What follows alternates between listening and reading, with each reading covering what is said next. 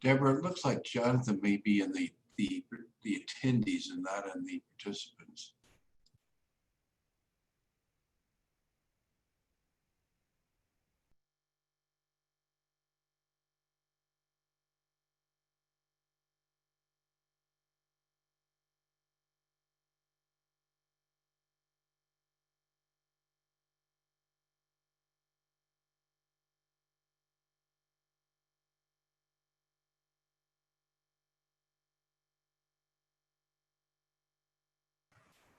Well, that's better.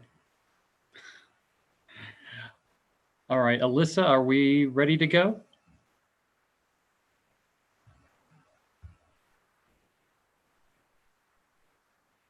It's still fighting back a little bit, Well, but that's if you better. want to get started, that's fine. We can wait a couple minutes if you think that would be helpful, Alyssa.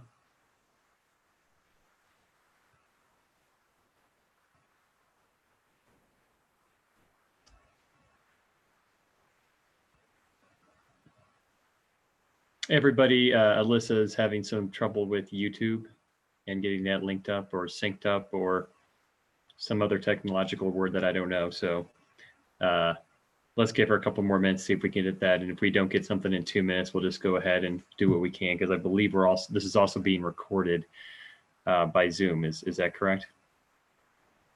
It is. Awesome.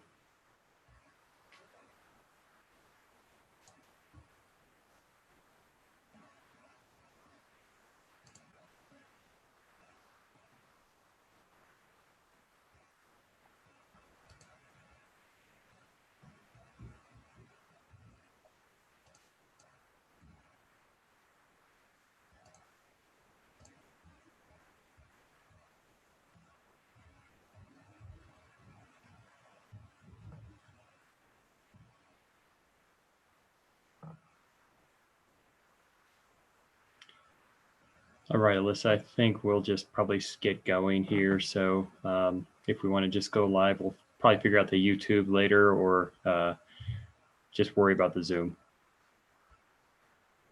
Yeah. All right, Alyssa. That's fine. It's actually getting it onto channel 10 rather. I think it's on YouTube, just channel 10 doesn't like it, but that's, I'll get there. Okay. All right, am I live?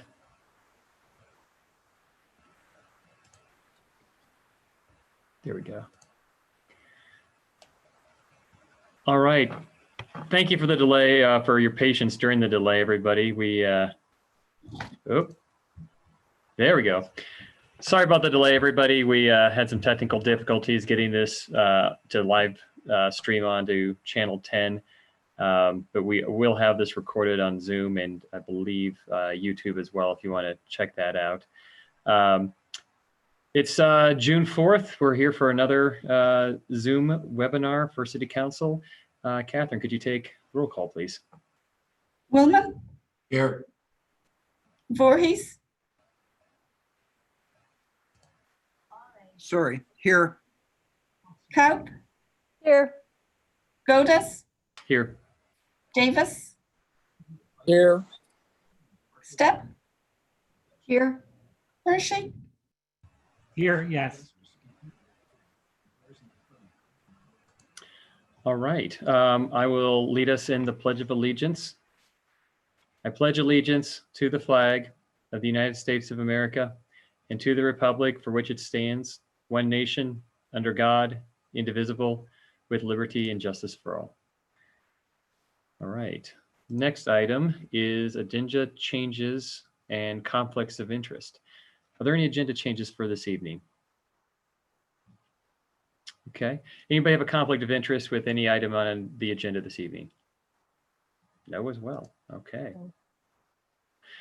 Next item is citizens appearing before council. And folks, this is for items not on the agenda. So if there is something on the agenda, please look at the agenda. If you don't have it in front of you, please go find it. If you have comments on that item, please wait until we get to them. Otherwise, please limit your comments to 3 minutes. There will be a timer. And please say your name and address and go ahead. So I will. Oh, and also as a little bit of housekeeping, there's also people who call in. I see a couple phone numbers for people who have called in. You need to press *9 in order to raise your hand, which allows me to recognize that you want to talk and will let me call on you. So with that, it looks like we have 3 people with their hands up. I'll take the first one, Christian Henney. Good evening, Mayor Godis and City Council. Can you hear me okay? Perfect. All right, thank you. I wanted to speak for a few minutes about the current status of attractions not being open in town and Governor Polis's latest Fifth Amendment on Public Health Order 2028 that has set a capacity of 10 people at events, meetings, and receptions.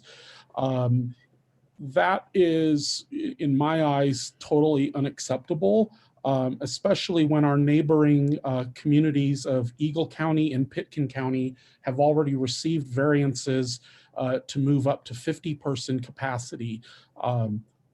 We weren't the source or the major influx of the COVID, and I don't think we should be continuing to feel the pain. My ask is that the City Council send a letter to the Garfield County Board of County Commissioners and support them on the variance requests they've been going after to get the attractions opened, and along with that, ask them to get us the same capacity at events, meetings, and events. You know, tourism is hurting in this town, and we would appreciate your support in helping us get back to business. Thank you. Thank you, Christian. Next, Laura Speck.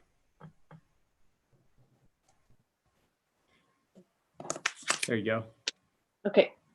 Good evening. This is Laura Speck of the Silver Bead and Yarn Shop located at 927 Grand Avenue. I'm hoping that the counselors and city staff have all received the email I sent last week and took the time to watch the YouTube video I created to showcase the severity of the homeless encampments from behind the end of Palmer Avenue to the Walmart and the Roaring Park Marketplace. I appreciate the supportive emails and messages from Rick and Shelley, and I look forward to having the opportunity to speak to more of you on the council when the time is convenient for your schedule. I just wanted to take this moment to speak to you directly to get the dialogue going on what we can all do to support this cleanup. I have personally walked up into these sites 4 times in the past month, and I would be more than happy to meet with any of you of the city council members that would like to see this destruction of this land personally. County Commissioner Tom Jankowski took the time to walk the area with me last Saturday, and he has added it to the agenda for next Monday's meeting.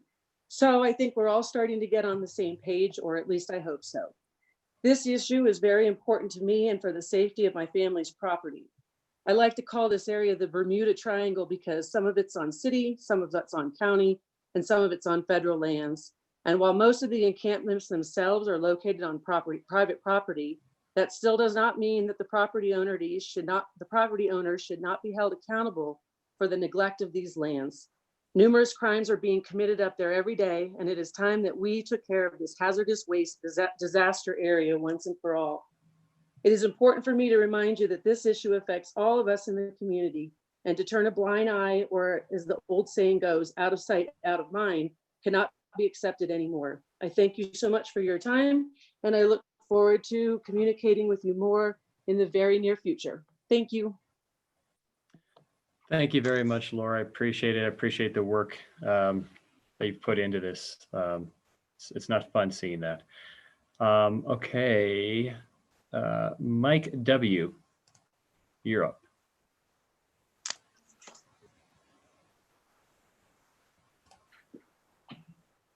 Hello? Yes. Sorry, can you hear me, everybody? Yes. Perfect, appreciate it. Well, thank you for the time, Mayor, Council. It's okay, I'm not gonna take up too much time, but I do have a comment pertaining to the executive session of the Glenwood Springs City Council back on May 14th this year. Really don't know where to start, to be honest, as I myself, with probably a good majority of anyone else that has access and listen. Mike, can I just ask real quick for your full name and your address? Sure, Michael Walney, 51871 Highway 6 in Glenwood Springs. Thank you. Sure. So basically, just reiterating what I was just saying, I myself, for the majority of anyone else that access, listened to that specific recording that was also made public through the Glenwood Post and Independent, might also share, and honestly, the disbelief. I, for one, to be honest with you, like to read, newspapers from time to time. I try to keep up with what's going on in our local community, as well as the rest of the country and world, much like a lot of other people. I, however, would surely have thought that I would have read it either in the newspaper, either on social media, definitely heard it from someone by mouth, but I truly must have missed it. Didn't see an ad for it on social media, couldn't even find it in the Post Independent. I honestly did not know the life that they were coming to town. And to my surprise, who would have thought that this circus was coming to town back on May 14th of this year to Glenwood Springs? Who would also have thought, mind you, that I personally did not see it posted or mentioned anywhere, that it would be starring our own, mayor and city council. Because, Mr. Mayor, no offense, but in the rest of city council, you all acted and sounded like a bunch of clowns. You asked in the opt-ended letter for Mr. Tony Hershey's resignation, one of your own, everyone on council knows he's not going anywhere unless he himself personally does not want to serve anymore. I take offense personally, with your accusations, Mr. Mayor, with hammer down hard. Mr. Davis's strike hard, strike fast. Why is it also one of your own, Rick Voorhees, is still able to keep representing the city of Glenwood Springs after he threatened the Garfield County Commissioner with the quote, Colorado sleigh ride? Really? All of you on this council stand for threats against not only other public officials, but human beings in their own right. Is this any different compared to honestly what's going on with the George Floyd murder by one police officer than the other 3 being arrested and indicted because they sat around and did nothing? The hand of one is the hand of all, ladies and gentlemen. Not one of you said or mentioned anything that Rick Voorhees threatened another individual. Do us all a favor. Keep that letter you wrote to Tony Hershey, change the name to Rick Voorhees and redate it. You all should be embarrassed, to be honest with you, with the way you represent the town of Glenwood Springs. This is not leadership. This is absolutely 100% hypocrisy. Thank you and God bless. All right. The next person who is asked to speak from the public, his name, it looks like, is Rick Voorhees, but maybe it's a technical difficulty because Rick Voorhees, the counselor, is as a panelist, not an attendee. So I'll call on this person to see what we got going on here. So is there some confusion? You're allowed to speak, whoever is saying Rick Voorhees, or is that just a technical difficulty?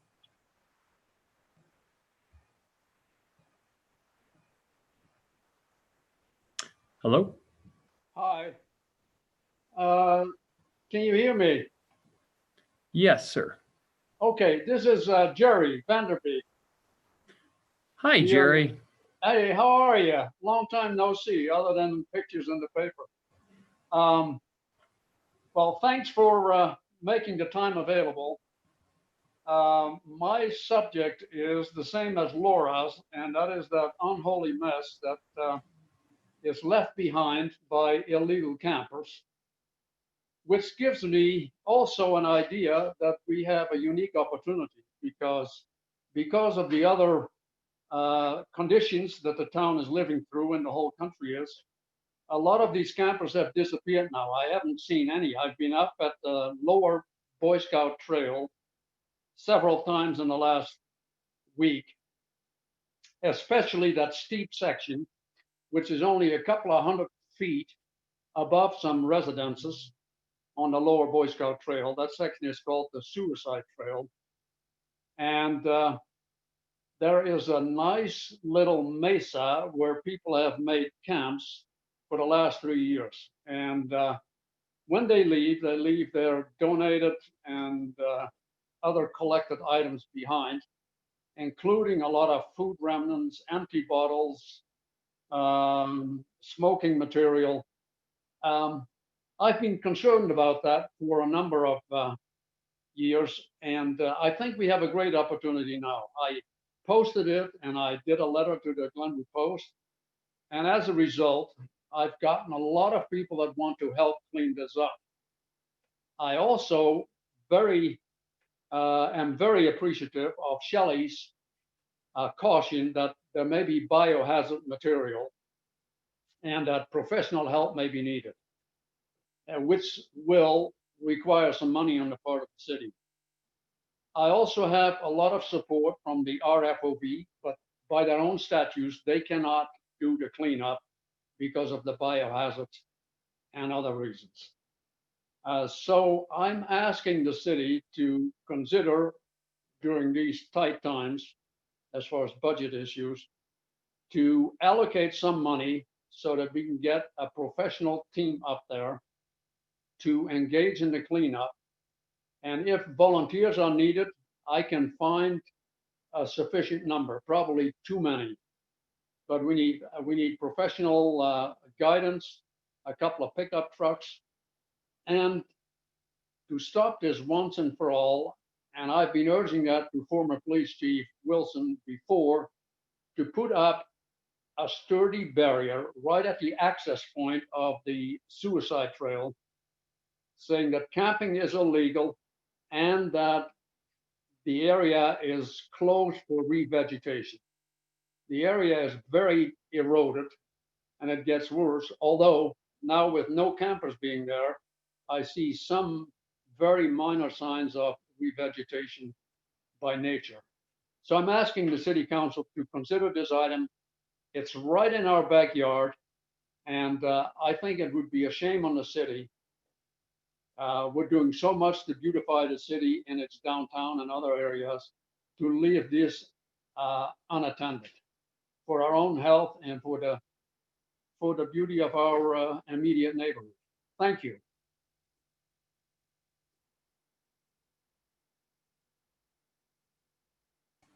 I have to unmute myself. Thank you very much, Jerry. Really appreciate that and all the work you're doing to try to address this. Next, Brittney Rippy, please give your address and you have 3 minutes. Yeah, hi, Brittney Rippy. I live at 440 Sun King Drive in Glenwood Springs. I am calling in today to kind of represent food and beverage, our industry, and kind of speak for what we're going through currently. I do sit on the executive board for the Carbondale Chamber. So just trying to find kind of a unified voice for the Valley for our restaurants. My full-time job right now is managing up at Bonfire Coffee. We have done, like when COVID hit for 2 months, we were at about 25% sales of what is normal. It has in the last 2 weeks, we have gone up to about 50%. But even in opening dining this last week, we haven't seen a change in sales. So I think kind of what I'm asking for from the council is further support for the restaurant industry. We have to maybe create some new messaging, this safer at home. People still aren't coming out. They're not sitting in our restaurants. We're having a really hard time surviving. And it's not something that we can just sit here for the next month and see what happens. Businesses are going out and they're going to continue to go out unless we kind of push back against these new guidelines and we take a stance for our restaurants. I really appreciate your time today. That's kind of what I'm here for. All right, thank you, Ms. Rippy.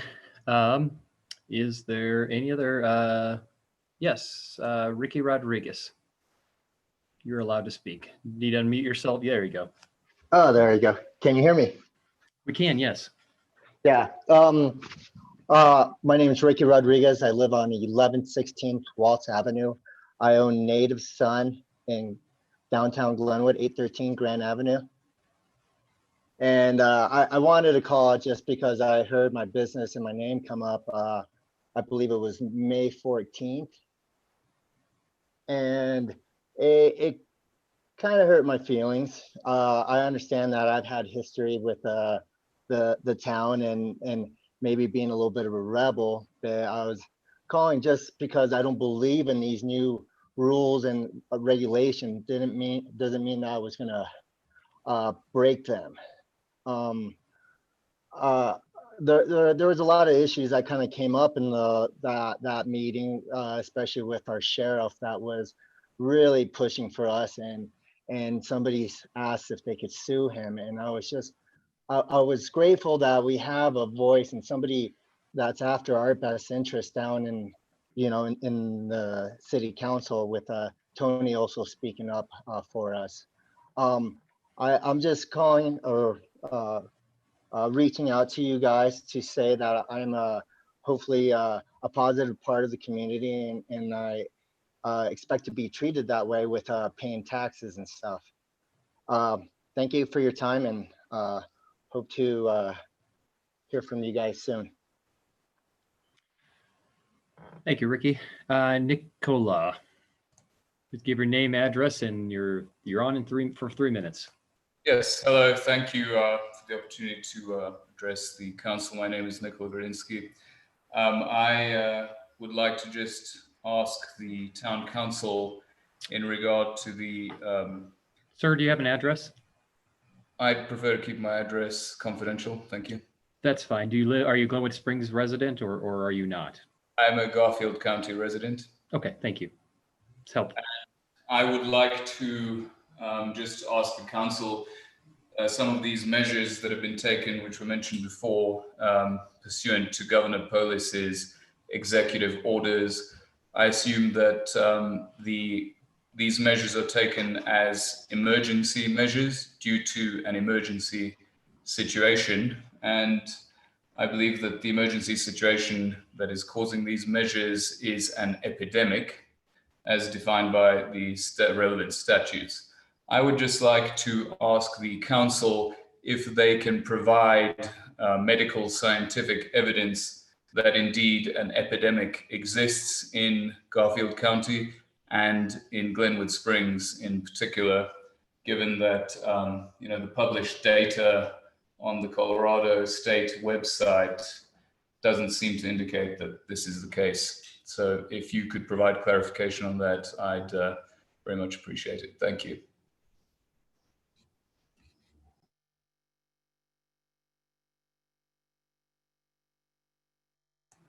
Next we have, thank you, Nicola. Next we have Leo McKinney. Leo McKinney, yes, go ahead. You have 3 minutes. Very funny. Leo McKinney, Glenwood Springs. I just want to say you guys are doing as best job as you can do. The previous commenter asked you to provide scientific evidence.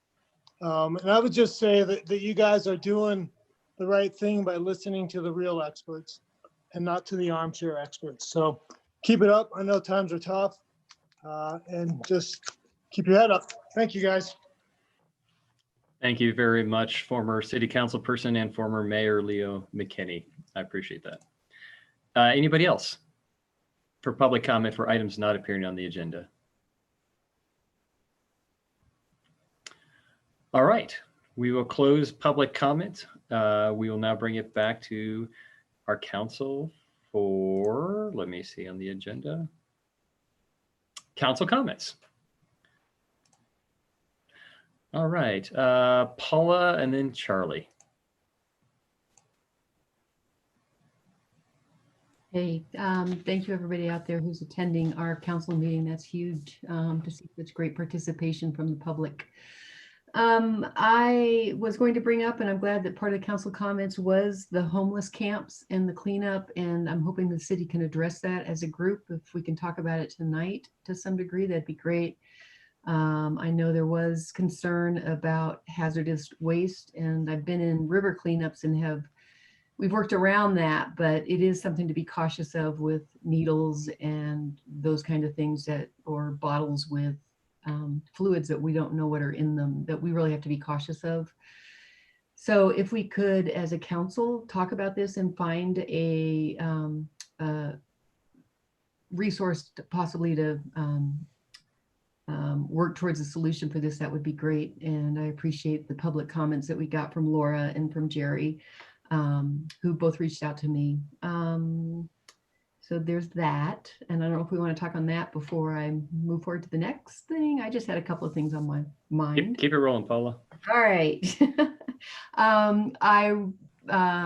Earlier in the afternoon or later in the afternoon, we did get a post that the police chief made on the George Floyd protests and racial unrest and different things that are going on around the country. Trying to be politically correct here, but I would like to see, from my own perspective, I stand where Chief Darris stood in his comments of allowing people to publicly protest and have an opportunity to express their fears and anxieties and unhappiness and anger. I appreciate the fact that Deborah was conscientious to make sure that if something did happen, we were prepared to take care of things on the protest Monday night. But I'm so appreciative of those people who stood up and those voices that shouted out. And I hope that we as a council or as a city can stand behind Chief Darris and also make a statement on how we feel about this. And that might take a discussion amongst council as well. And well, those are my two for tonight. I probably have more that I'll think of as everybody else talks, but that's a good start. Thanks, Paula. All right, Tony.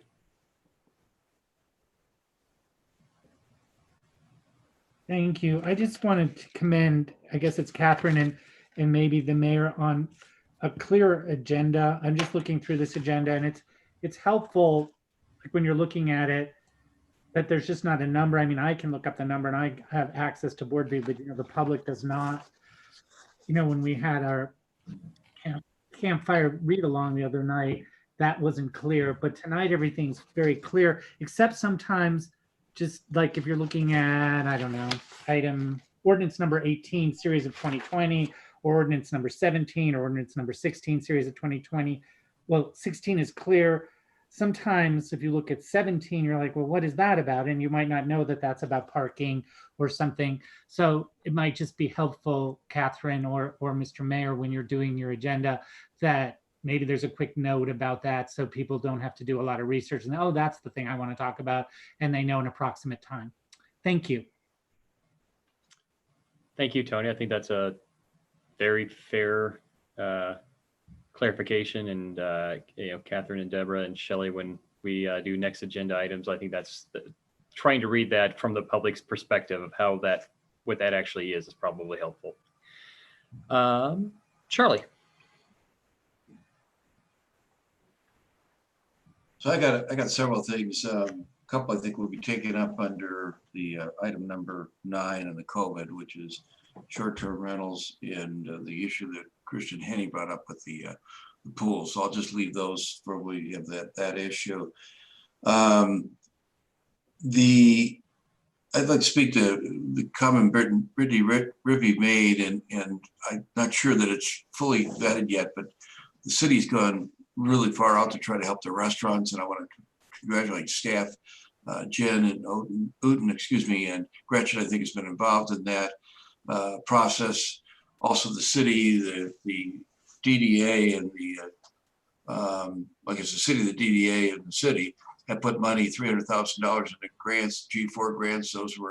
Those checks were sent out, I think to about 150, Debbie corrected the number, I'm going from memory, but 150 grant recipients, and those went out this past week to try to help not only restaurants but other businesses that have suffered from the COVID-19 shutdown. The restaurants were trying to work in the parklets, and also I think there was a good article in the Post-Independent today about the under the bridge expansion of restaurants. So we are doing everything we can to help support the local businesses get back on their feet. And I agree with Ms. Rippy that anything we can do to get them up and running, we need to be able to, that we can financially do. that we should be doing, and any other support we can give. And I want to congratulate staff and the work they've done on that. Then I have two matters with respect to the Downtown Development Authority. Steve was traveling and missed the last meeting, so I'm going to pick up and just cover a couple of things. First of all, the DDA there's 2 openings on the DDA board. We're looking for qualified applicants, and it's kind of a comment out to the public and also to other members of council to encourage people to apply for boards and commissions. I think Catherine can let me know, but I think there's some other boards and commissions that we have some openings on. They'll be advertised here shortly. Those boards and commissions are invaluable to the operation of the city. The DDA is a kind of a separate entity, but it's a very important board in the downtown area, and we need people that are devoted to those efforts and want to be on that board. Hopefully, either city council members will encourage people we know that are interested, and/or the citizens that are listening. If you're interested, please apply for that or other boards. The other issue with respect to the DDA is DDA is trying to move in their meeting. They talked about this, move from kind of a predominantly capital projects-based organization, start maybe moving more back into one of their other areas for which their DDAs are created, and it's in their plan of development a little bit, but it needs probably some work, and that is in economic development. The DDA, along with Jen, our economic development director, and others, can work together. So I would like to make a motion that we direct staff to work with the DDA board, its executive director and attorney, determine whether or not the DDA can work together to focus more on economic development as we recover from the COVID-19 caused economic crisis.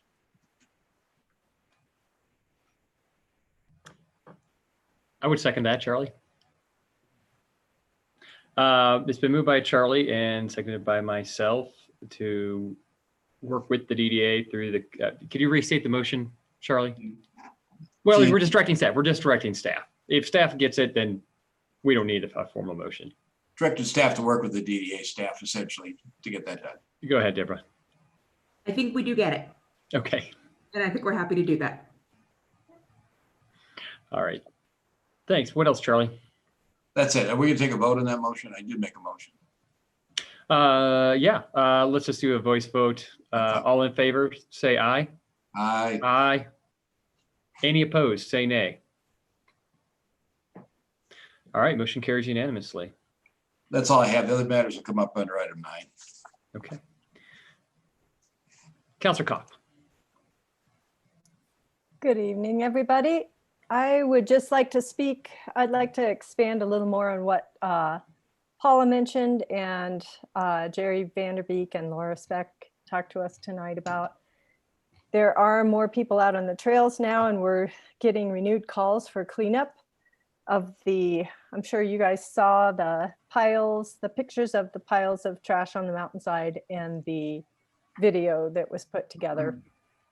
The dump sites are quite large. They're many feet high and wide. There's human waste, drug use waste, old clothing.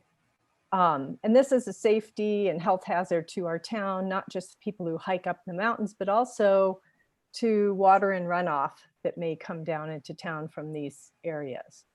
So Mr. Vanderbeek generously put out an offer to rally volunteers and to help clean up, but I think it's a very noble offer, and it shows how much the community cares about it with the response that he got.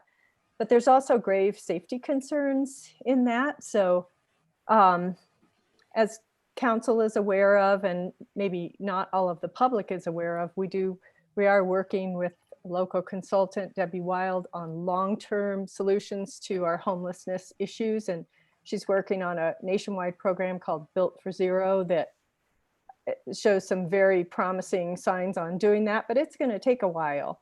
So in the meantime, we have to take care of this immediate health and environmental hazard. So we're going to need a budget for professional hazmat cleanup for possibly the next several years to get the mess on the mountainside cleaned up. We cannot allow this to continue to accumulate. So I'm hoping we can take action tonight and possibly find ongoing partners. I'm really encouraged to hear that it's on the Garfield County BOCC agenda on Monday. And I'm hoping there might be some other partners, possibly the private landowners or BLM that are also have lands that are affected. So I'm not sure if we want to put that on the agenda, Deborah, or how should we handle that right now? Or do you want to just direction or? Yeah, I would say, and it is very complicated with all the different layers of owners, and that if it's something you guys want us to take immediate action on, to go ahead and give us how much you're comfortable spending, I would suggest you do that on my discretionary, which is capital funds, and that we use a biohazard company that we've been working with to do it. If it's something you feel like there's a little more time on, we can certainly, I would encourage you all to participate in the BOCC meeting on Monday as well. So, you know, here, and then we can have a larger discussion, but like if we need to do it right now, and I understand why it is gross and health hazard, then I would go to that source of funds to do it. And you could probably just tell me to do it. It's in with my discretionary pot of money. So I can do it, but just because funds are so tight right now, I really want to know a majority of you want me to do that. And I would make a motion then that this is an urgent need, and that we, I guess that we direct Deborah to work with a certain amount of funding. 25,000, 50,000. If we can get the county to match, I'd be interested to find out how much of an area can we cover with those amount of funds, because there are pretty large areas between down on the south end of town by Walmart and then up by the Boy Scout Trail. And there's some in between also. I would say, why don't you tell me just to start off no more than 15,000, and then we can see where we get, and, you know, let me talk to the county. Let's all watch what they say on Monday and see if there's a possibility there. And then I think we did do cleanup a couple of years ago, and it does get messy again shortly after. So you guys will have to have a longer conversation on, do you want to hold landowners responsible? Do we want, because it's also really hard really right now to go to a business and say, well, you need to spend $30,000 right now to clean up this property. We've never had to do it before. So do we, hard. Do we have a work session coming up on homelessness, and is that at our next meeting or the one following? Debbie Wild was looking for a time and day that would work. I don't think we fully sorted through that. Okay. So I guess if the rest of council agrees, I would love to see us give direction tonight for at least 15,000, and then we'll have a broader conversation at our work session. Does that sound okay with everyone? Is there a second? Is that a second from Paula that I'm hearing? I would do the second with the additional fact of having a discussion with Garfield County. Yes, I'll amend that. Yeah. Definitely. Mhm. And I guess I would say I would support that for certain, but, you know, and I really appreciate Jerry coming up and saying and bringing this to our attention.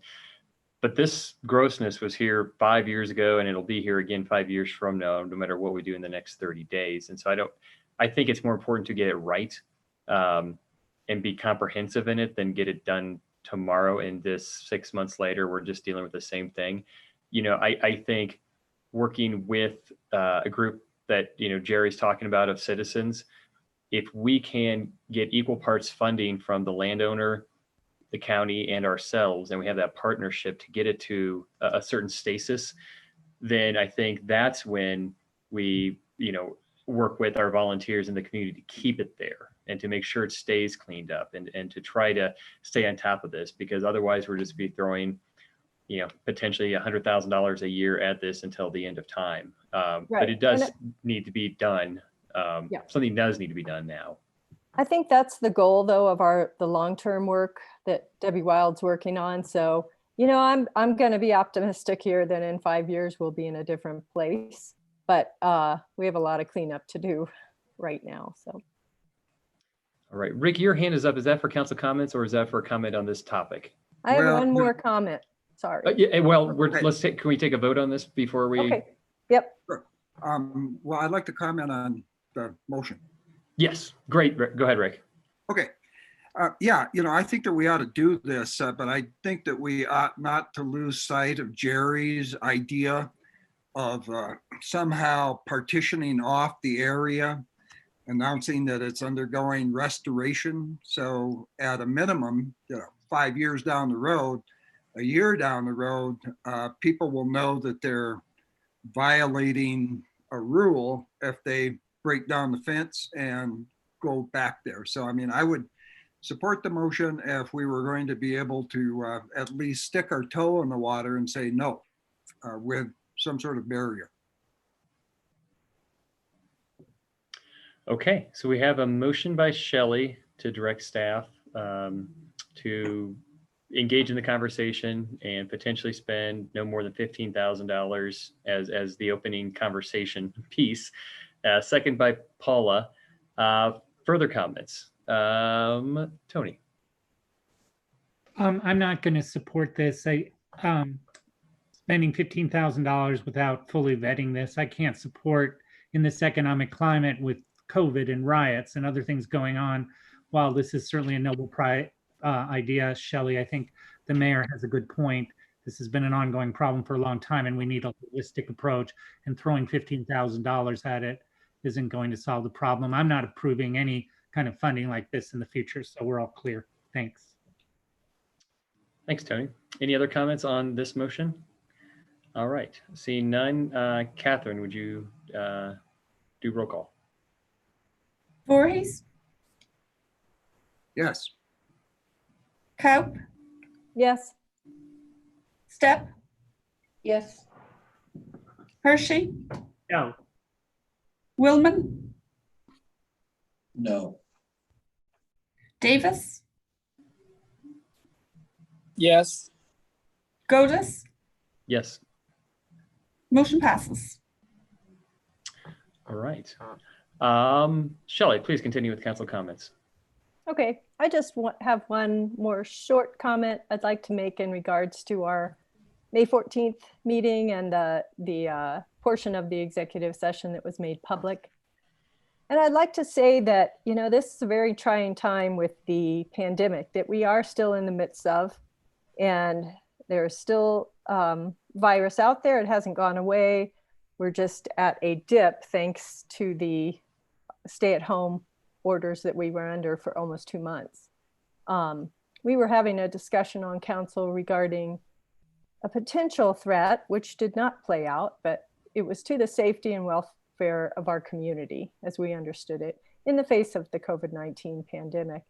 And I would like to say that I will stand behind my remarks and sentiments, and that I hope we as a council will continue to work to protect the safety of our most vulnerable residents in the face of the epidemic, and especially as we open and reopen our community to more visitors from out of town and out of our area. So thanks. That's all I have tonight. Thanks, Shelley. All right. Next, I think Rick had his hand up. Go ahead, Rick. Thank you, Mr. Mayor. This council has contributed, I think, many things to this community. And we have Two Rivers Park, which opened last week. We have community broadband. We're working with the restaurants to try to find space outside. We've incubated, I think, a lot of really good ideas here, including tonight talking about the homeless issue and not necessarily being in the mode of always repeating sort of past mistakes. So, I would say that the ledger is probably 90% positive, 10% negative. And I know when people listened to the executive session that they thought, well, this is a group of immature people bashing people just, because they can. And I would say the different image is that this was a group of at least 6 people who are committed to the health of the community, who were frankly in awe of some things that they heard. And, you know, I did make an unfortunate remark, and I want the person who was up here from the public to know that I apologized first thing in public the next morning. That was, as we say, sort of a remark that, you know, maybe just flew off the tongue. And I'm just talking about me here. But I also want the public to know that it was me who said, let's make this as public as possible. So citizens in this town can see the issues that we're struggling with. And even if some of the words aren't necessarily the way that we want them to be heard, that we're all in this together. We have got big issues before us that are apart from personalities. And we have to be in the mode of saying what's professional and what's just people. And so I think keeping the eye on the prize, keeping the fact that there's a lot of wonderful things that are going on in this community that the council has had a hand in is an important sort of marker. And so I would say that last, that the community depends on us for integrity. And I think that we demonstrated that. You may not like the language, you may not like everything that was said, but we're transparent. And please work with us. Please work with us going forward. Let's make Glenwood the best we can with the threats that we know about. Thank you. Thanks, Rick. I have a couple comments. One, you know, I know Eagle County has had, they conducted a listening session where they invited the community. I don't think it was in person, but they invited the community to come together and talk about a lot of these issues. And it wasn't in a very formal setting like a city council meeting or a work session. And, you know, Deborah had brought this to my attention of, you know, is there a way that this community wants to jump in and talk about some of these things? So Deborah, can you maybe talk a little bit about what your idea might be? Yes, Mayor. Eagle County had a listening session because they were really struggling with the need to open their economy and their residents' fear of what that could entail. So, you know, and that is something I think every community across the nation is gonna face. And I think their solution, to at least a partial solution, was to try to get those two sides together to at least hear each other's thoughts and feelings. I've heard from the Eagle County manager that it went pretty well. It's not going to make everything perfect, but I think it is a way to, people like to be heard, and it's a way to hear from people and to give them that time to talk to each other. If it's something you're interested in, I will find out more. The suggestion came that you really need a very strong facilitator if you want to do this. Well, obviously, as demonstrated in the past, that would obviously be me, right?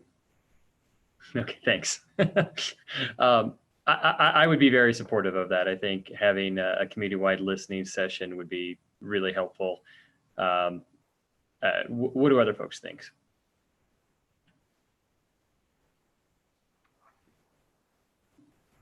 Go ahead, Charlie. I think it's a real good idea. I think that the more communication we can have and people understand what we think when we're doing the things we're doing will help alleviate that. I think there's a lot of people in the community who don't speak up, but are afraid of what's going to happen if it reopens. And there are a lot of people that just think we shouldn't be doing anything. We should just be letting people be out there and doing that. And I think the best way to foster that discussion is to have a community meeting in some fashion. I don't know how we do it on Zoom. It would be great if we could have the community center and everybody get together and have a meeting and have a discussion. But whatever way we can do it, I think we should do that. Thanks, Rick. Yeah, I would agree. I think that would be helpful. Are we thinking about doing a community-wide Zoom meeting? Are we talking about a face-to-face? I have not even, I don't think we've gotten even that far. Got that far yet? Okay, Is there any interest? okay. Shelley. Yes, I'm definitely interested in that. I think it would be good, not just for us to hear all sides as we do almost on a daily basis, but also for other people in the community to understand everybody else's sides to this issue, because it's very complex and it's hard on a lot of people, and we're just all trying to work together and make our way through it. So I think it's a good idea. Thanks.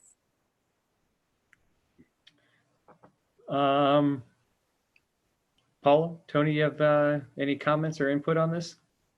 We got thumbs up from Tony. Good idea. Paula, thumbs up. Deborah, do your magic. We'll give it a shot. Thank you. All right. Thank you. A couple other things. You know, we got an email from Catherine Trager, or at least maybe I did, about the struggle with the Gallagher amendment. And Carl, I'd love if you could throw your 2 cents in here, but I know throughout the state this has proven really difficult, especially with fire taxing districts and other districts. And it's something that if we can get onto this November's ballot to potentially de-Gallagherize the things that we can, you know, potentially it's something we should at least be educated enough to make a determination if we want to put it on this November's ballot. So can you speak to that a little bit? Sure. I think one of the things a lot of people confuse Gallagher and Tabor and how does that all work together. Gallagher is very specific to property tax in the state of Colorado, and the Gallagher amendment that was adopted, I think in the early 80s, said that no more of property tax in the state, no more than 45% of all property tax in the state shall come from residential properties. So what happens then is when you have a increase in residential properties like we do, especially in our mountain communities, as compared to commercial properties, the valuation of assessment, say you have a 1 mil assessment on properties, what happens is that for residential properties, that that percentage is much lower because there are a lot more residential properties statewide, and the property tax rate is usually 3 times as high effectively on commercial properties. So what happens in areas like Glenwood, where there is an increasing number, or in our fire district particularly, or other fire districts that are reliant on property taxes, as residential numbers increase, it actually forces down the total amount of collected revenue. And so there's been a lot of discussion about having organizations de-Gallagher. It's kind of a new concept, and it really came out of just the amount of pressure we were looking at a year ago, that the legislature adjusts that number on an annual basis typically, and they were going to drop it, I think, from what on the residential side was a 7.5% assessment appraisal rate, down to like 6 something, about a 0.5% drop, and that would have resulted in, for a lot of fire districts in particular, drops in revenue from anywhere from $150,000 to $300,000.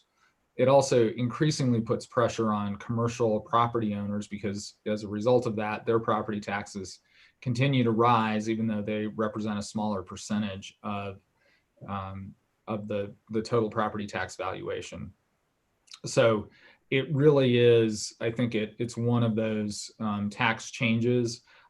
We haven't seen a challenge to it yet constitutionally to see if these work or not. A number of fire districts in the last cycle did try to de-Gallagherize. The fact that they didn't adjust the rate last year ultimately means that there was a neutral impact of the Gallagher amendment last year to most special districts. So anyway, that's kind of the basic background to it. I think it's a complicated subject, maybe worth talking about in a little more detail, and before you guys make a decision on what direction to go with that, probably something that maybe Steve Boyd and I could do a short presentation to talk about kind of how those numbers work and how those ratios work with some graphics, because it's kind of hard to explain just verbally, and I'm probably not the best at it. So anyway, that's kind of the basic background. It's not Tabor, but it has Tabor-like effects, if you will. And that would apply, at least for our purview, is it would be exclusively our fire district? It'd be primarily the fire district. We do have a small property tax mill levy, I believe, and the GID levy. So we have a couple of small levies out there. They're not significant other than the one for the fire department and fire district. Those are really the ones that are critical probably for our budgetary purposes. I personally think we really need to learn more about this and potentially the downfall as these ratchet effects potentially can be attributed. So if there's, well, I guess I get to put it on the agenda, but just give me a thumbs up if you guys would like maybe a work session from Carl and Steve Boyd at the next meeting, because I think we need to get running at this a little, not running, but maybe race walking, since it'll be mid-June, potentially for a November ballot. So give me some thumbs up if you want to hear more about this. All right. Thanks, Carl. Appreciate it. Do you think you and Steve could have something together, a primer in a couple of weeks? Yeah, I think we could do that. Okay. All right. And my last comment was about the peaceful protest that happened a couple nights ago. I just really want to give all the people that came out considerable props for doing a fantastic job of being there, having their message heard in a way that did them honor to both themselves and the group and to our community. So I was very proud to be a citizen of Glenwood Springs and very proud to be represented by those protesters. I just want to also say, I got an email today from the recent graduating salutatorian. Her name is Samantha Cochran. And there's a project called the Campaign 08, Can't Wait project. And I'm not really familiar with it, but I believe it's a campaign to de-escalate police violence and to try to create a healthier relationship between the police and the public. And this young woman put probably 8 different items of, banning chokeholds, require de-escalation, require warnings before shooting, exhaust all other means before shootings, duty to intervene, ban shooting. And I forward this onto the police chief because I don't know enough about community policing to know, like, all that stuff sounds pretty darn reasonable actually, but I was like, well, I don't know.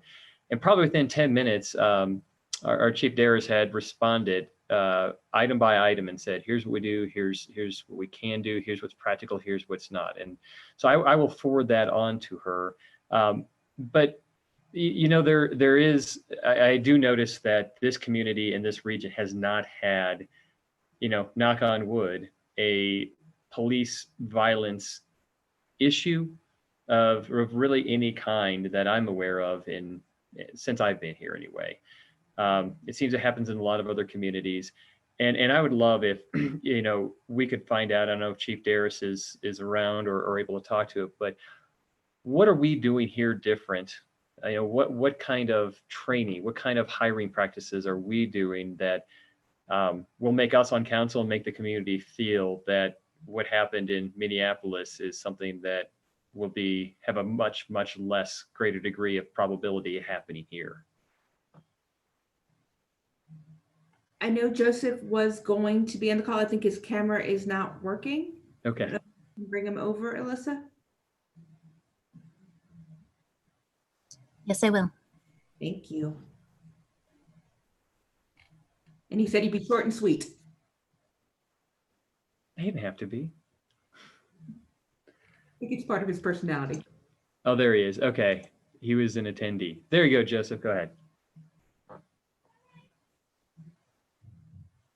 You need to unmute yourself. There you go. How about now? Perfect. Okay, thank you for inviting me to the conversation. Yeah, so I can comment briefly on just a couple of things. I would echo what you said, Mr. Mayor, about the lack of these types of events happening in our region. I'll speak specifically to our practices here in Glenwood Springs. And the question is, what can we do to prevent these in the future? And the protests, obviously we can't control that, and there's nothing we can do about that. What I can control collectively with our department and in the community is our response to those types of situations where there's violence, where the police and somebody from the community intersect in a not so pleasurable fashion. And I'd like to say that our history has been, and since I've been here, we've been doing a lot of policy reviews to be contemporary with best practices in our industry, which include very solid hiring practices so that we don't have issues down the road. We employ high ethical standards of conduct here, and I think that starts at the top, and I need to lead by example. And we've already had a fantastic staff in place when I arrived. And I think as we have ongoing training and de-escalation training, which is required by the state biannually, and all of our officers are current, I'm happy to say. And so we just don't have those issues. And like one of you have said a minute ago, that these typically find themselves occurring in large urban environments. And I have worked in those kinds of environments.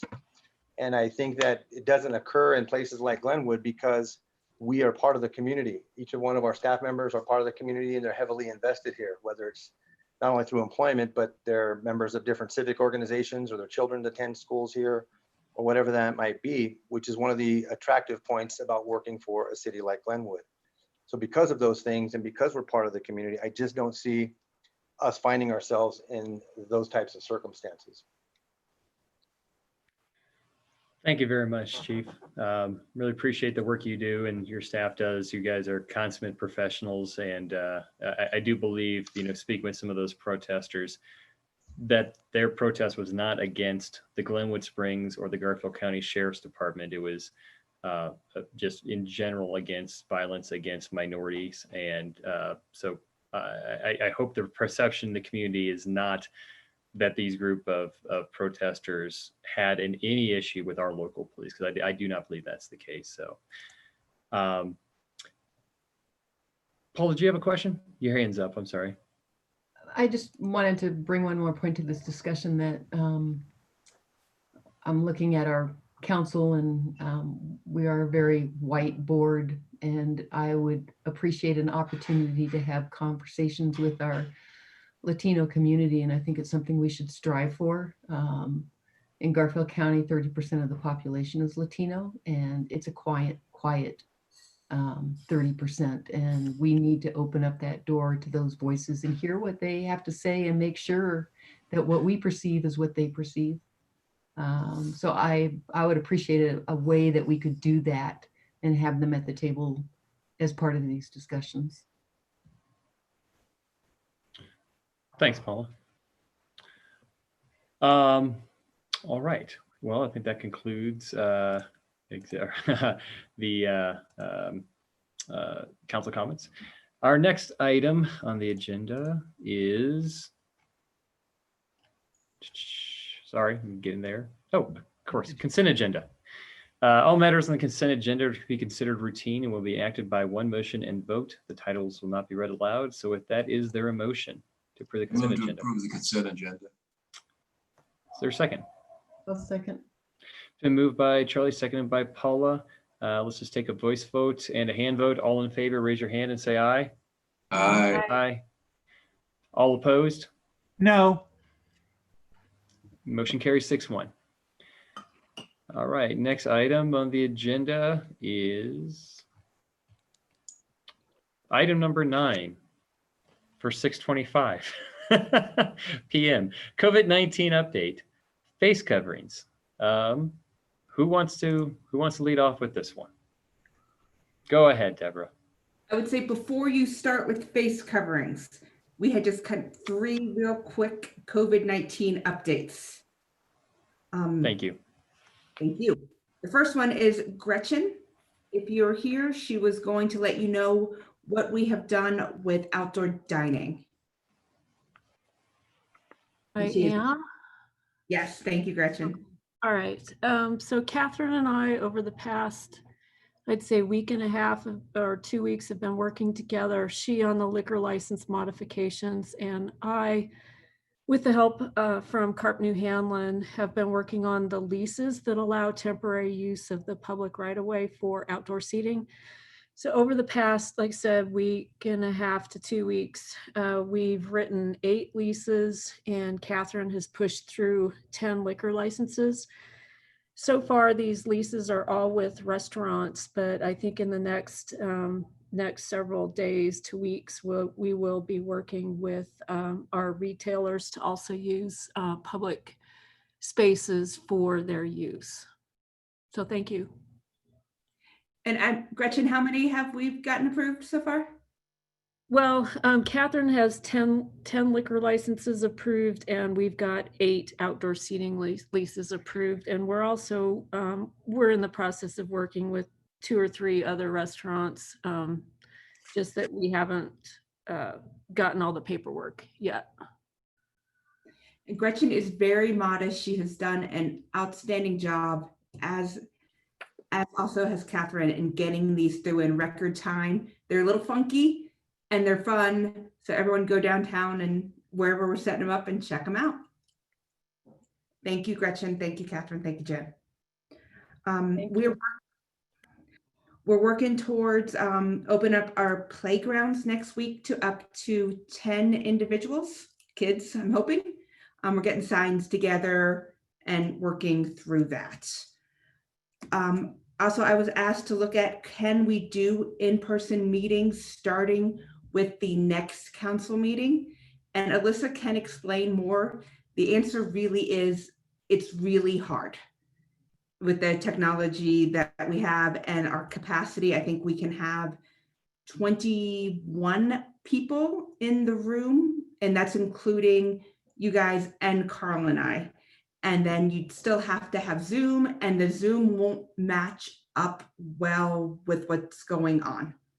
So I would say we're working through it. I cannot promise you that the next meeting will be in council chambers. We probably should talk about it more because, and once again, Alyssa can probably do a better job explaining it than me. It's just not going to work well. And I'm happy to give more detail if you like.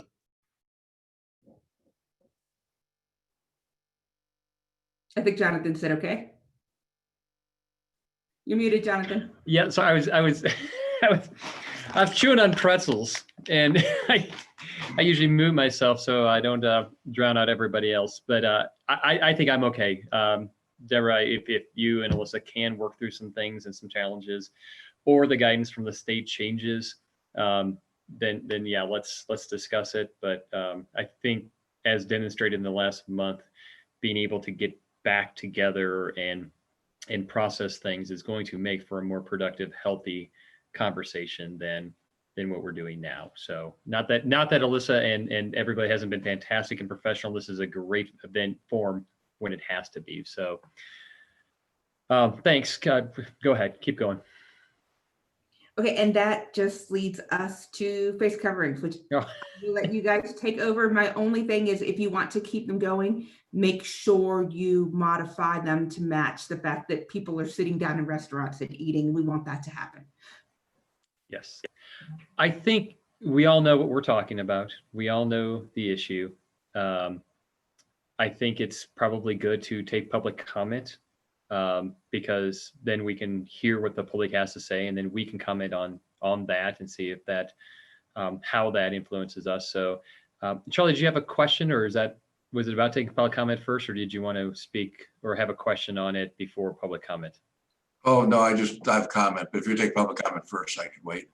I think that'd be good. All right, public. I see one hand up and only one. Audrey, and then Mike W. And please, again, give your full name, your address, and limit your remarks to 3 minutes. Go ahead, Audrey. Hi, my name is Audrey Bergio, and I live at 802 Blake Avenue. Mr. Mayor and City Council members, thank you for the opportunity to address the council. On May 29th, I requested that the city provide medical evidence that there are health benefits to wearing a mask and evidence that wearing a mask prevents disease and/or infection. The evidence provided by the mayor on the same day was a reference to an article published by Vox. Vox is described by Wikipedia as a, quote, liberal-leaning opinion and news website, and described by the mayor as, quote, a nice summary of scientific literature, end quote. Vox is not a scientific or medical journal. I reviewed the referenced articles and did not find one study stating conclusively that masks protect or have health benefits. Actually, the contrary seems to be the case, with many of the studies showing inconclusive results and pointing to the need for further research. A summary of these studies can be provided to the council for reference. As an OSHA 30 card holder, I also have additional safety concerns. Can the council produce scientific peer-reviewed evidence that they are in compliance with the current OSHA requirements for respiratory conditions at work, including the correct specified minimum oxygen levels for those mandated to wear masks at work in a non-hazardous environment? Can the council also provide evidence that the permissible exposure limits for CO2 are not being exceeded for those mandated to wear masks? Until the council can provide irrefutable peer-reviewed scientific research published in a reputable medical journal that conclusively shows that masking healthy or asymptomatic individuals is safe and prevents the spread of illness, I demand the immediate suspension of the mask order pending this information. Thank you for your time. Thank you, Audrey. Next, hold on a sec. Mike W., you're on.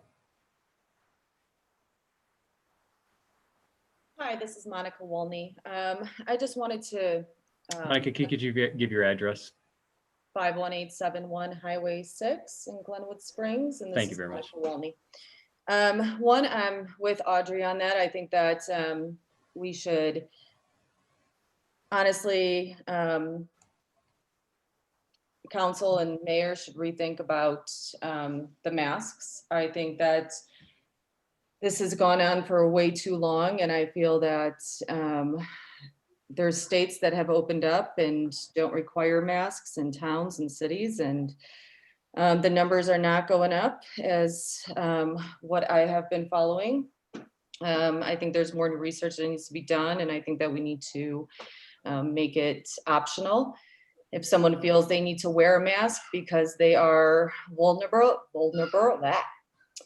they are at risk, then yes, they should provide safety to themselves and wear one. But I think that healthy people do not need one. Also, county did open parks and playgrounds, and I'm wondering why the city is not opening up and waiting 10 days to open up our parks and playgrounds.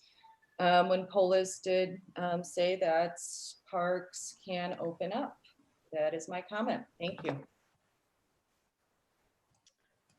All right, thank you very much. Next is Nancy Lombardi.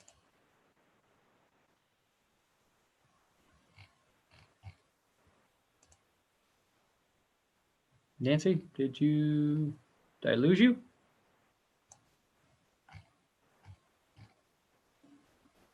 You need to unmute yourself. There you go. Okay. Nancy Lombardi. Yes, I'm Nancy Lombardi. I'm Glenwood Springs, Colorado. And I don't think we should Nancy, be. Did I lose you? No, I think we're still here. I'm sorry, there's some delay in the audio. Can you hear me when I say this? Yeah, I can hear you. Okay, there must have been some lag there. I said that like 30 seconds ago, so carry on, sorry. Okay. Springs, Colorado. And I am just about the masks. I think this. I think we're still here. I'm sorry, there's some delay in the audio. Can you hear me when I say this? Yeah, I can hear.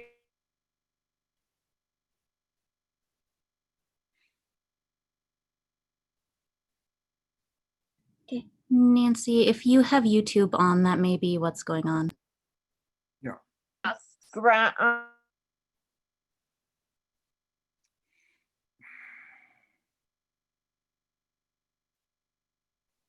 Did I lose you? There's some delay in the audio. Can you hear me when I say this? Yeah, I can hear. Nancy, do you have YouTube or any other streaming service on that you're watching this on? And if you do, could you turn it off? You have YouTube on, that may be what's going on. Oh, do I need to take YouTube off? Yes.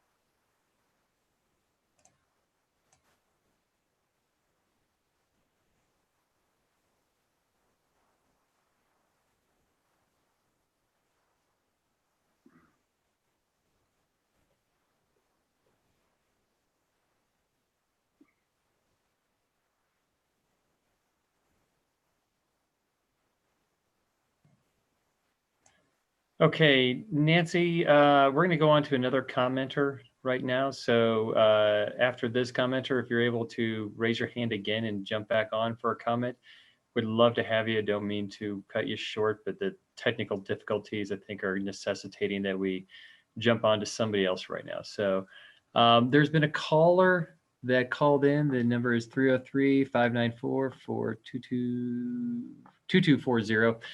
Please give your name, address, and confine your comments to 3 minutes. Hi, this is Jackie Soma. Hi, this is Jackie Soma. I live in Newcastle, Colorado, and I called in the last council meeting that discussed the mask. I appreciate the people calling in this time, so I'm not the sole voice. My concern when I called in last time is I can understand why some people would like to wear masks. But my concern was the mandate that the city council put on that enacted a $1,000 fine with a possibility of a 1-year prison sentence. And at that time I was told, no, we're not going to do anything about it. And I still understand that that hasn't been done, although the last executive city council meeting now makes me feel very uncomfortable because you wanted to come down hard on businesses and make rough on businesses. So I'm still concerned about making this a mandate.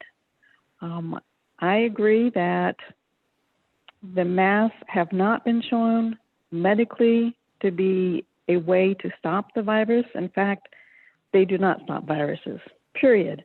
You can refer to a Vox article, which is a liberal-leaning article, but even an N95 mask allows 5% of the virus particles to get through.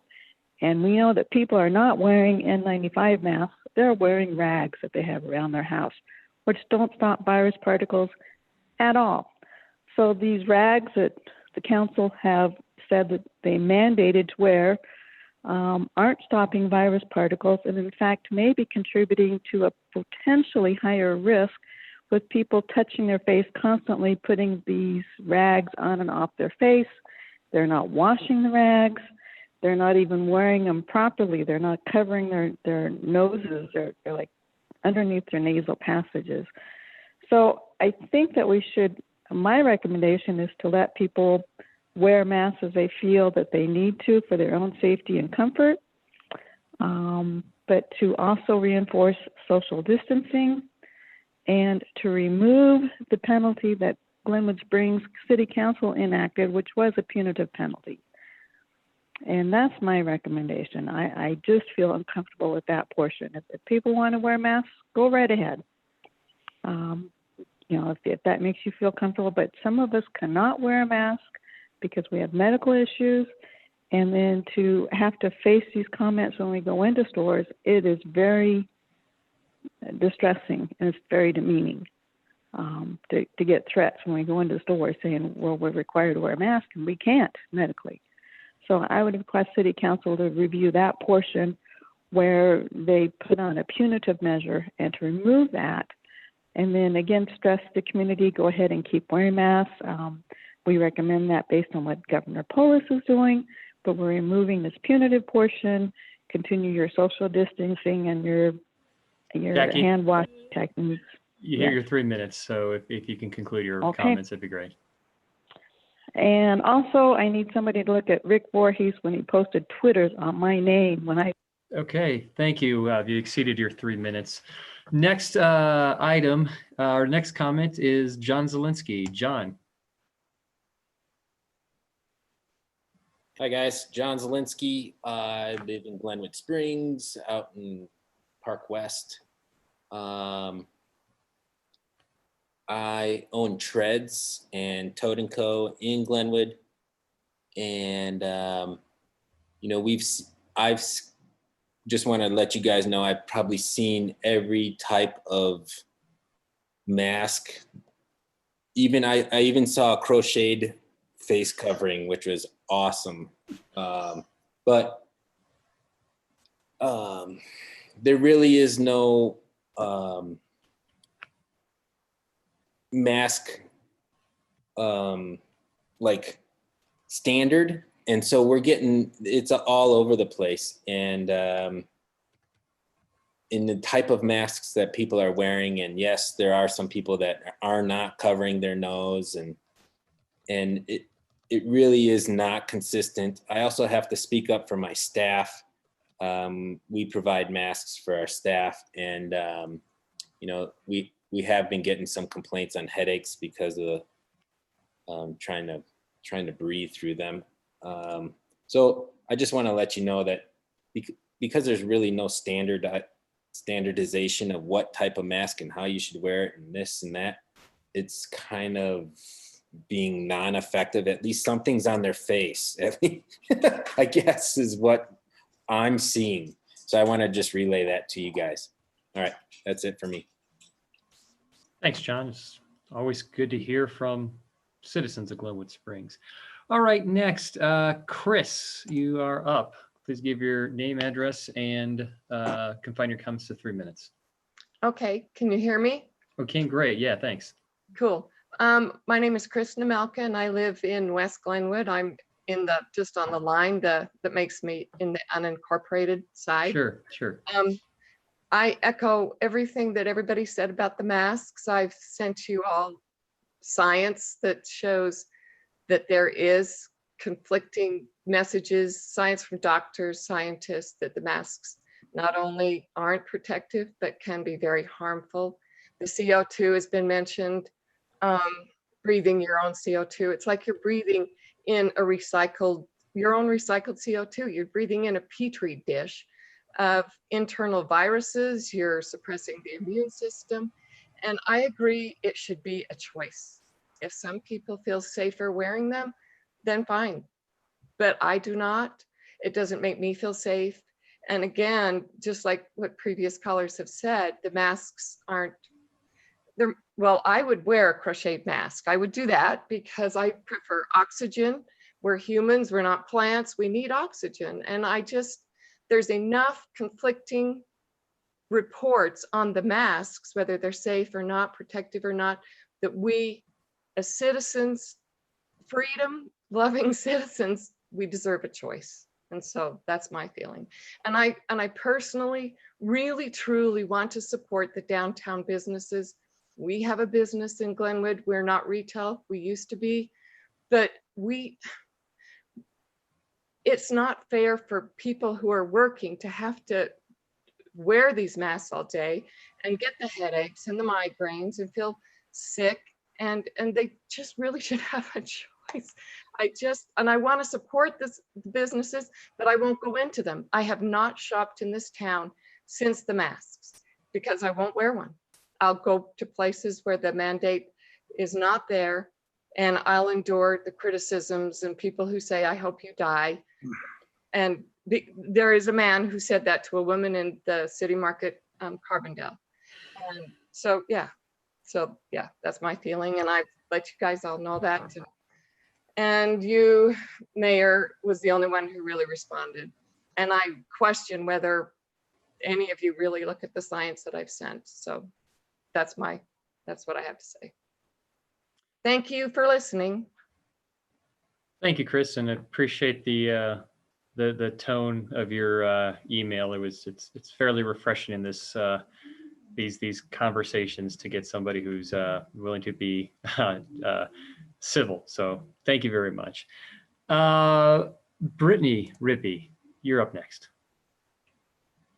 Yeah, thanks for some additional time. I'm going to speak from my experience, right? I think the face coverings are really hard on my staff. It gets really hot in there in the summer anyways. And then it also creates this uncomfortable conversation that they have to have with anyone that comes in that doesn't have one on. and people are tough right now. Yeah, I would speak directly to that. Like, we've lost customers because we've had to tell them that they have to have a mask. And I will say within the last couple weeks, there are a lot of people coming in from out of town and they don't know that we have a mandate and they're coming without masks. I think that's what I have to contribute. Thanks so much. All right. Thank you, Brittany. The woman who tried to call in earlier from the phone but had YouTube on, have you gotten that resolved? Okay. So I don't see. That was Nancy Lombardi. Yeah. Nancy, are you able to? Okay. All right. I see no more public comment, so I will bring it back to City Council for further discussion. Rick, go ahead. Well, I can really appreciate people not wanting to wear a mask. It's not something that I enjoy doing. It's not comfortable. You know, I don't like the feeling of wearing a mask. But, you know, we're still in a pandemic. You know, it just doesn't feel like it here in Garfield County and Glenwood, but it's true. One of the reasons I would say that we have such a low COVID caseload is our ordinance on face coverings. Statewide, the number of hospitalizations is declining, but the rate of the decline is slowing. And so almost everything that I read seems to indicate that there's, you know, not necessarily going all the way down to ground zero. And I think that we need to be really important to look at what's happening weekly. Now, Glenwood just got a variance that allows businesses to reopen at the state noted a 2-week incidence of 22 cases per 100,000. If that rate triples to 66, that variance will be rolled back. And I think that, you know, as an aside, we owe Christian some work too in terms of looking at what that maximum capacity is, but that's another issue. I want to get through just a couple more things that might respond to some of the comments that we heard. Department of Public Health and Environment continues to advise Coloradans to wear non-medical cloth face coverings when in public. They think that the next peak that will come in will be larger than April. Will that happen in Garfield County? I think if we are careful, we join our sister communities in the actions that they've taken, that mask wearing would be beneficial. It's a burden, there's no doubt. Nobody likes it, but it's definitely something that I think has helped our rates in general. We heard science, and I have a peer-reviewed April 2020 study that looked at the incidence on COVID-19 in the general public and face coverings. A lot of earlier research or people have found that they've looked at, whether it's YouTube or wherever they found it, focuses on SARS and is conducted in sort of health settings, hospital settings. But the research, this new research claims that infection rates could be halted if 80% of the population wore face coverings, not medical masks, but face coverings. And even if those face coverings are 60% effective, I'd be glad to share this with anybody who's spoken tonight. If you send me a respectful email, I'll respectfully send this back to you. There's, you know, another angle here too, is that a mask made from a layer of high thread count cotton, 2 layers of silk, performs nearly as well as an N95 mask, which is the zenith of all possible masks that you can wear. I can send that out to you too. But, you know, we've had great compliance by citizens who live in Glenwood. I go to City Market, I go to Target, I go to Lowe's. I don't see anybody not wearing a mask. I know that they don't like it necessarily. I don't like it, as I said, but we're not really wearing a mask for ourselves. And people say, well, you know, if I'm healthy, I shouldn't wear a mask. Or if so-and-so doesn't feel that they have COVID, they shouldn't wear a mask. We have in our ordinance, and I'm going to suggest some changes to that ordinance, we have within that ordinance exemptions for people with health conditions. We have exemptions for very young children for wearing the mask. I wouldn't take my granddaughter into a store without a mask, but you know, that's another matter. I can understand how people with health issues probably shouldn't be wearing a mask. And I know that they probably feel, you know, sort of out of place by not wearing a mask in a public place.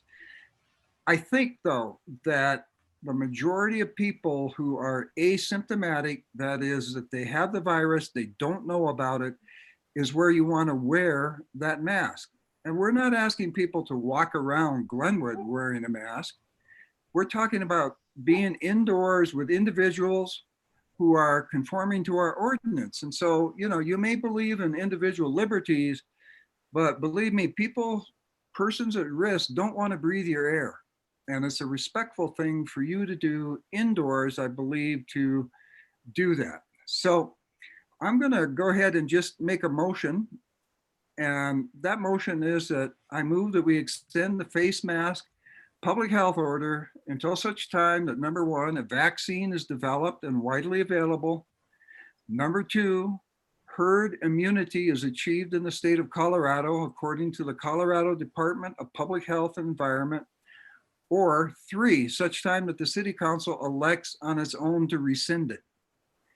As part of this motion, I also add that individuals seated in restaurants, which are now allowed to serve food indoors at 50% capacity, that those clients be exempted from this requirement while they're seated. And I would also like to say, as part of this motion, that we should reduce the fine from $1,000 to $100.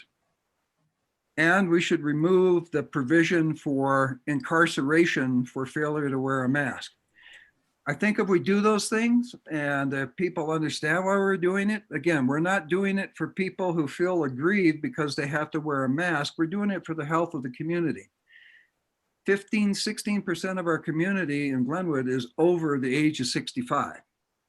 So again, reduce the fine to $100, remove the jail fine, but let's keep this on the books until a vaccine is developed and widely available. Herd immunity is achieved according to the Department of Health of Colorado, or such time that the council elects on its own to rescind it. We can't keep coming back to this every month and putting this as a rewind. That would be my motion, and thank you very much. Rick, I would like to second that motion. All right, it's been moved by Rick, seconded by Shelley. Catherine, we will definitely restate that motion before we take a vote. Further comments? Councilor Willem. Carl, no, sorry, Charlie, be quiet. Carl, go ahead. No, I just wanted to be really clear for people like Brittney, who's on, and some of the other restaurant owners, that nothing we do can change the state order, which does require masks for the employees at restaurants and in some retail settings. So I just want to be really clear that that's not within your purview to change. And I respect and understand all of those concerns and frustrations that those, that go into that. Public Health Order 2028, as it's currently written, requires that. So whatever you do here, either way, you can't change that particular thing. And I think that would apply to Mr. Zielinski and Treads as well. So I believe so. Yeah, the order isn't worded as well on retail, but it's very clear on restaurants, and it's a little murkier on retail on the requirements, but it seems to implicate facial coverings are necessary in retail as well. Okay. Okay, we have some hands up. Tony, go ahead. To Charlie first, but Mr. Mayor, I know a lot of children watch this program. So I just wanted to be clear that plants do need oxygen. At night, plants don't just generate oxygen. They do that during the day through photosynthesis. So plants would die without oxygen. So we don't want to misinform anybody. But with regard to masks, I wish this issue was a lot less political. It seems at the national level, if you wear a mask, you're one side, and if you don't, you're another. But Councilman Voorhees is dragging us all over the place with this ordinance and talking about vaccines and herd immunity, which could be months or years away. I agree with him, though, that we can't keep revisiting it. I can't support continuing anything beyond what the governor's order do. I agree with what a lot of the people said, including the owner of Treads, that when people wear masks, and that's certainly their choice. I don't know what it, certainly when you have a face for radio like myself, a mask is a good thing, Mr. Mayor. But if I choose to wear one, I certainly should be allowed to do that. But we've created this sort of us versus them situation, and people feel bad. Being in other counties, you'll see signs now on the highway to check where you're going to make sure the face covering rules are clear, like, because if you're in one county, you have to, and if you're in another. I'd also like to thank the city attorney for clearing up that issue. People, the restaurants are required, those people who work there, to wear them under the governor's order. It's different from patrons of that restaurant who don't necessarily have to wear them in certain places, depending on which town or county they're in. But I would assume, before we start lowering fines and saying we're not putting people in jail, I wish from the very beginning we had just educated everyone that this is either a good thing or not a good thing to do. But we are where we are. I would support just getting rid of this at this time and going no further than what the governor has ordered. Thank you. Thanks, Tony. Paula.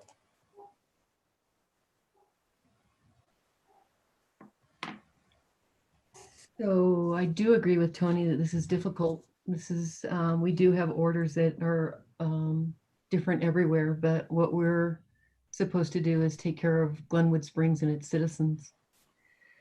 And I appreciate people sending us articles. I've read masses of information about COVID-19 and how it affects us and what is scientific or not scientific. I mean, I get a whole realm of things. So I have to use my judgment on that. And what I usually go back to is what public health tells me, what the CDPHE tells us, and what we're seeing statistically. We're lucky because we did put things in place, and it's very easy to go, we didn't need these because we're all okay. But if we hadn't put them in place and we weren't okay, then we would have been in the stockades for not doing enough protection. So it's been tough. I've been thinking about this for the last week, but what I'm going to take this from is the economic angle.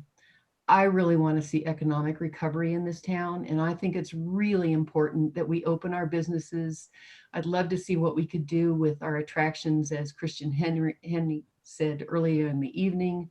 And to do that, when we do that, our economy runs on tourists, and we're going to have visitors to town from everywhere. And in that case, what I want to do is protect the citizens here. So I'm taking it from that angle, is that I think what we need to do is to keep masks in place. I would like to do, as Tony said, keep them in place along parameters of what the CDPHE and the governor says. But at this point, I would recognize what Shelley and Rick are saying, because I think what we have to do is, if we can bring people to our community, if they can enjoy themselves here, if we can give enough notification that masks are a part of what we need in place here for people to participate, I think there's an opportunity for having both, for opening up the economy more and allowing people to visit us and protecting our citizens. I want to walk in a store and I'm not going to wear a face mask to protect myself. That's not how it works. I wear a face mask to protect the other people in the store and to protect the clerks that are working in there. That's why I wear a face mask, is for my spread of the disease, not me becoming sick.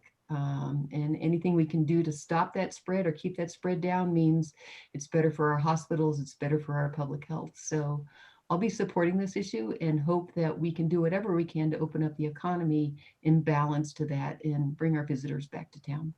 And I really appreciate what the city has done, helping to open up the restaurants. And I appreciate seeing our restaurants stick this out. I know it's been a really tough couple of months. I know it's been hard for a lot of different businesses. I think there are all sorts of smaller businesses that we have to look at and may have some one-on-one decisions. I talked to a woman today who owns a business that does facials, and she's kind of stuck. And I would love to find a way to help her because her clients can't wear a mask and get a facial. So I know we have all these little smaller pieces to this puzzle, but on the whole, I think we have to protect our community and build our economy. And that's where I stand. Thank you, Paul. Charlie.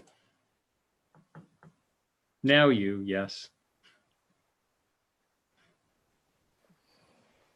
Thank you, Mr. Mayor. You know, I'm not going to repeat things that other people have said, but I do want to just comment on a couple of things. Even while we were talking, I got an email from a citizen sending me an article from Mayo Clinic, which talks about the appropriateness of masks and why we should have those and what they do, that they do offer protection along with hand washing and social distancing. It's a combination of those things. And you know, Rick's article, I don't know which article it is. By the way, I've tried to read every email that's come in and every article, and I tried to do research of my own. There's something called WebMD, and I was looking at that. They talk about it gets spread because people sneeze or somehow the droplets come out of your face and your nose, and it gets on things that could be on surfaces for hours to days, depending on the type of service. All those things are out there. I'm really, like every other citizen in this community and probably in this nation, I'm sick of the virus. I'm sick of the epidemic. I'm sick of having to compromise what I have to do on a daily basis to make it work. But I do agree that we need to continue the mandatory nature. I don't think we can do a voluntary basis because we're not protecting the people that may be most susceptible to it. And the biggest thing is you can have this and not know you have it. And you're not wearing a mask because you think, well, it's not a big deal. I don't care if I get it, but you already have it. You're going to give it to somebody else. And I believe in fundamental rights probably as much as any other person does. I think I've made this comment before, maybe in council meetings or otherwise, but you know, there's the old saying, you have a freedom of speech, right? But you can't yell fire at a crowded theater, and there are limits on freedom. And the limits that help the overall good, I think, are important. I agree with what Rick said on the fine. I think $100 fine. We put the standard city fine and jail sentence in when we first did it, not really thinking about it because we never expected to enforce it. But I think that is onerous, and I would agree with Rick says. Having said all that, I'm going to probably vote against the motion because I disagree on the limit that has been put on there. As much as it's a pain to look at this and it's hard we get to this discussion, I think extending much more beyond a month, and my recommendation would be to extend it to the first meeting in July, see where we are, and look at it again. If we wait until there's a vaccine, I think we're saying that it's going to be on for at least the rest of the year. And I can't just unilaterally enforce that. I'd like to see what else is going on with testing and other things they say that's going to help control the spread before I can do this unlimited extension of this. So I can't support the motion the way it's phrased. I do support the continuation of mandatory masks with the exceptions that Rick said and the changes in the fines and penalties. Thanks, Charlie. Shelley.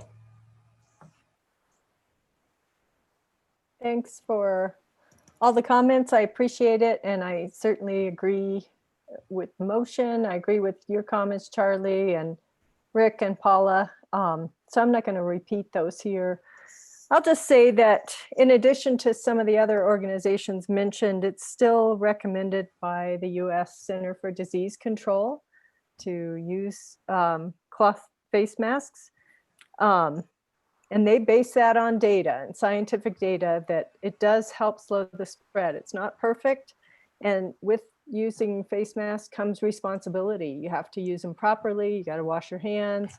You should only wear them one time out and then wash them daily to keep them clean. So I think there's responsibility, but as someone with a science background myself, I do feel like if I go out in public, it's kind of a statistics game on how much virus is out there and how much you're exposed to it. And if we can lower those numbers and lower the spread of the disease in that way, we want to do everything we can to do that. I think everybody got a copy of the slide set from the state's health department for all the modeling they've done, looking at the type of suppression that we need to have on the spread of the disease to prevent a resurgence, which they're predicting would be in about mid-September if we don't keep up the social distancing, hand washing, and everything that we're doing to suppress the spread of the virus. So that's why I will support this right now with the extended time limit, because I don't feel like we need to revisit this every month on a monthly basis.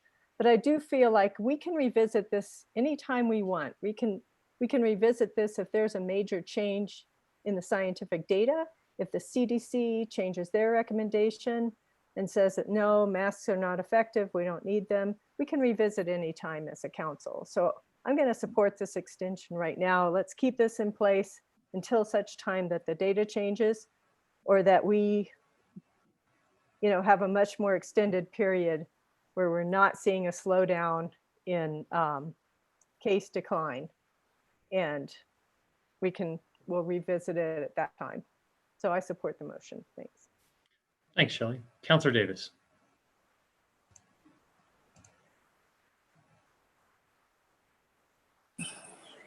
There I am. I certainly struggle a lot with this, as I know we all do. I certainly want everybody around me to wear a mask at all times, because, and so many people have commented that, well, these masks aren't going to keep me safe by wearing this mask. No, it has absolutely nothing to do with that. It has to do with, if I wear a mask, I'm keeping you safe. So I hope everybody continues to wear a mask. I certainly think we've learned a lot in the last couple of months. Our healthcare system and providers here in the Roaring Fork Valley are not overwhelmed. In fact, they're empty and laying people off. We don't have the same situation that we do throughout this state. I think at this point in time, I have to agree with Tony in that I just kind of have to rely on the CDPHE and the governor of Colorado for their restrictions and recommendations. And I don't think that we should continue to lay on another layer of government control on this issue. I do think that even if we lifted this restriction, a lot of businesses are going to continue to require face coverings. I happen to know of some personally downtown that it's not going to change the sign on their door at all. And I think it would be up to each business to make those decisions. If you want to expose your employees, then go ahead and let people come in without a face covering. But if you want to keep your employees safe, then people should be wearing them. I don't think I would feel comfortable going in to a business that the personnel was not wearing a face covering at this point in time.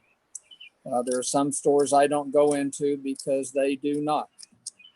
And restaurants I do go into because they do. So anyway, I'm not going to, sorry, Rick, but I'm gonna have to not support this time. All right. I'll make my comments. Couple of comments about people saying, what is the proof? What are the peer reviewed journals and studies. And so I want to say that there have been a number from the Annuals of Internal Medicine, the Journal of Science, obviously the CDC, article called Transmission of 2019 COVID Infection from an Asymptomatic Contact in Germany from the New England Journal of Medicine. Viral load and respiratory specimen of infected patients, again, the New England Journal of Medicine. Asymptomatic cases in family clusters with SARS-CoV infection, the Lancet Infectious Disease. Substantial undocumented infection fallacies, the rapid dissemination of novel coronavirus, Journal of Science. There's about 50 of these on the CDC webpage under recent studies. If anybody cares to go check those out. I understand that it's a lot more gratifying to get your information from such journals like YouTube, but that isn't evidence-based or science, and there is a lot of information out there. I was just reading an article the other day in the Huffington Post about how this disease can be spread and how it can be stopped with face coverings, and listed a ton of scientific journals in that article as well. So, I think, Rick, thanks for that motion. I'll be supporting it. I think, Charlie, to your question, I think in general, I wouldn't like things to be indefinite, but to Shelley's point, we do have the ability to call a special, if the CDC right now tomorrow, along with CDPHE, our state public health department, came out tonight and said, hey, we're in agreement. Actually, wearing a face covering is unhealthy for you. I think we would call a special session, and within 24 hours, we would remove that. So, I think because we can remove it at any time, I think extending this and having to go through an hour and a half of public comment and this conversation every 30 days for information that really hasn't changed, to me, just feels like a massive waste of time. So that's why I will support this motion as well. With that, Catherine, could you please call a roll? Pope, Yes. Godus, Yes. Stepp, Yes. Hershey, No. Voorhees, Rick, can you unmute yourself?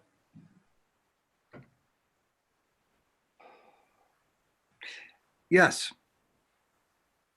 Davis, No. Willman, No. motion passes. All right. Next item, scheduled for 6:40 p.m. We are rolling tonight. Mr. Mayor. Yes, would you be like a restroom break for 5 minutes? Well, yeah, and there's a couple of issues I put off in my comments because I thought we were going to talk about general COVID-19 update, and I would like to, I don't think it'll take long, and I don't want to, I know we're getting late, but taking a break's fine, but I'd like to talk about the thing that Christian Henney brought up, and also some comments about short-term rentals. So, would Mr. Wellman defer for just a brief break, though, Your Honor, Mr. Mayor, not Your Honor? Thank you. Charlie, if your comments are short, let's just wrap this up. Tony, if you can hang out for a couple more minutes while Charlie makes his comments, we'll just get down to this one agenda item, and then we'll take a break and come back. We've been here for 2 hours, so that's probably appropriate. Go ahead, Charlie. that's fine. I just want to follow up with what Christian Henney said. I think we should encourage the county and support the county in trying to support the variances for our large recreational amenities. I do agree some of these facilities have been open other places with restrictions, or Arapahoe ski areas open and other places like that. Seems to me that it's good for our economy. I have not read all the plans that the two pools and the caverns have put out. I know others have done that. I probably should have done that, but I believe that if the plans are acceptable to the health department, we should do that. So I would encourage, I guess I'll make a motion that we ask the county to try to get these facilities open within the city of Glenwood Springs. I would second that, Charlie. Deborah?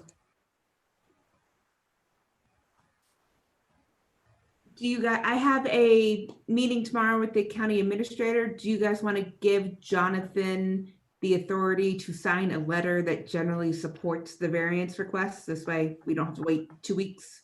Yes, that would be included in the motion.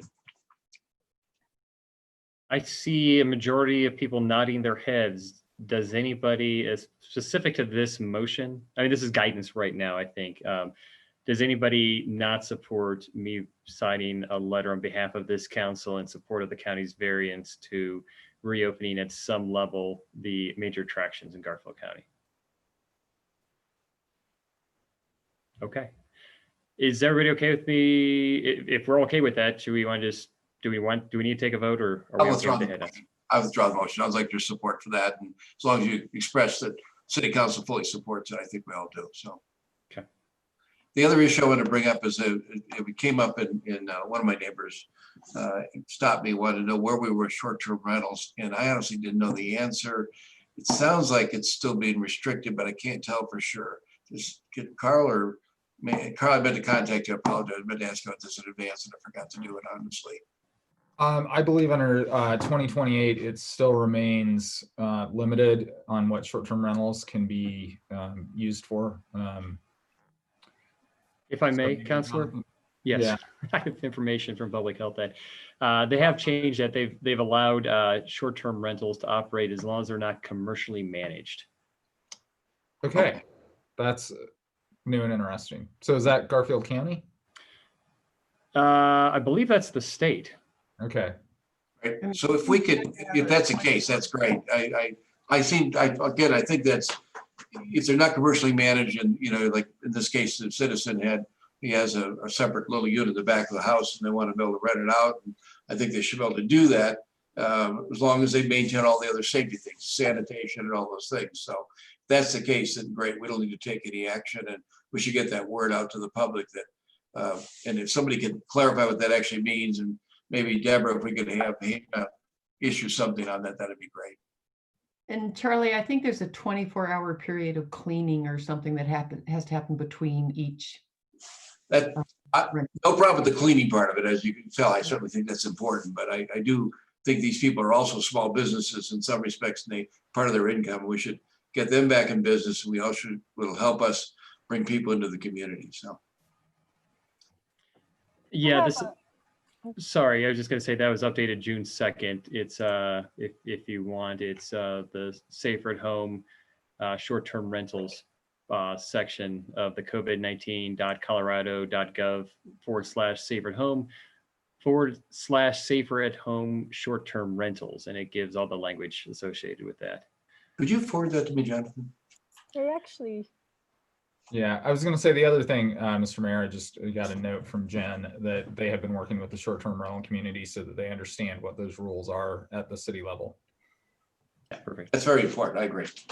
Okay, thank you. That's all I have, Mr. Mayor. Thanks. Go ahead, Shelley.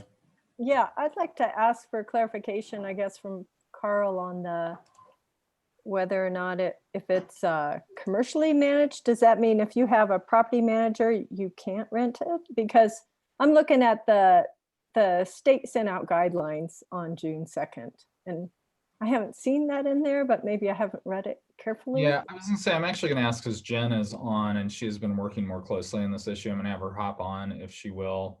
Okay, because it refers to owners and managers. So right. And that might have been also Pitkin County that is limiting it to commercial as well. So I might have got that confused, but go ahead, Jen. Okay. Yeah, I actually am not certain that about that, and we can certainly clarify. I will just say that Hannah and Emery have been working with, we were getting lots of questions earlier this week from short-term rentals, as you would imagine. And so we've been, Emery and Hannah have been communicating, and we have put up that information for folks. So I can get clarification on the owner's manager's piece. I don't have it readily at my fingertips. Okay, thanks. Okay. Any other comments or questions on the COVID-19? All right. Hearing none, let's take a 5-minute break and reconvene at 8:24 sharp.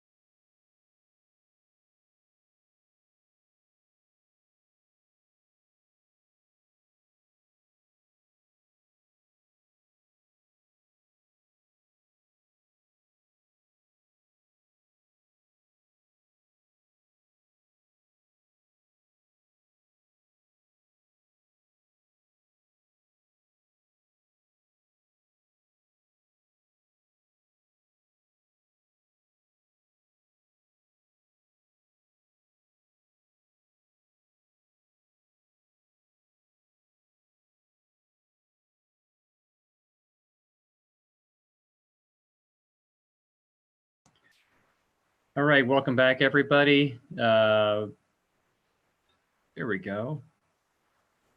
Hi, Jen. We'll give everybody just a quick minute to get back on. Jen with her new haircut, which looks great. Thank you.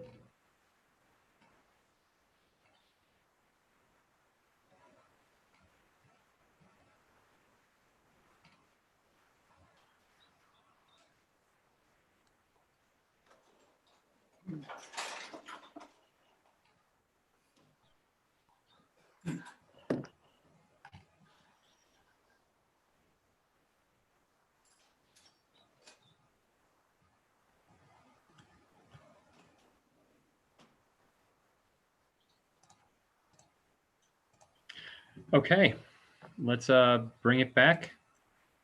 I believe we are running right on time. We are up to ordinance number 13, series of 2020, an ordinance of the City Council, the City of Glenwood Springs, and or Action Glenwood Springs, Colorado, amending section 060020020 related to solar panel fees. First reading. Good evening, Mayor, members of council. I'm here to present ordinance number 13, series 2020. The section of the code that's being amended is to bring our permit application fees into compliance with state law regarding solar panels.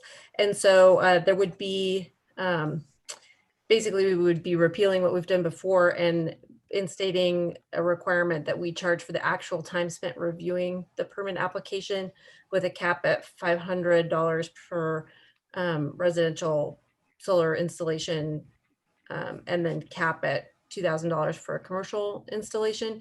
And in reality, it's likely to be probably $50 per hour. I mean, I guess if it were a large application for many panels, it might be as much as 2 hours, but generally we have a $50 per hour fee for some things. So I would, we will keep track of our actual time.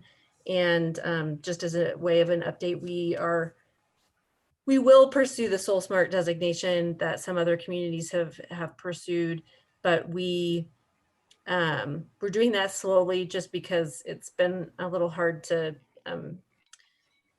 we've been working through a lot of applications at the Planning Commission level, and we would like to have a work session or some sort of conversation related to the solar panel piece on the planning side, not on the building side. So we hope to get to that as we're able to this year to pursue the Soul Smart designation. So with that, I'm open to any questions you may have. Are there any questions? Okay, since there's no questions, I'll turn it back over to the public for any public comments. Seeing none, I'll bring it back to the City Council for a motion and or further comments. Shelley.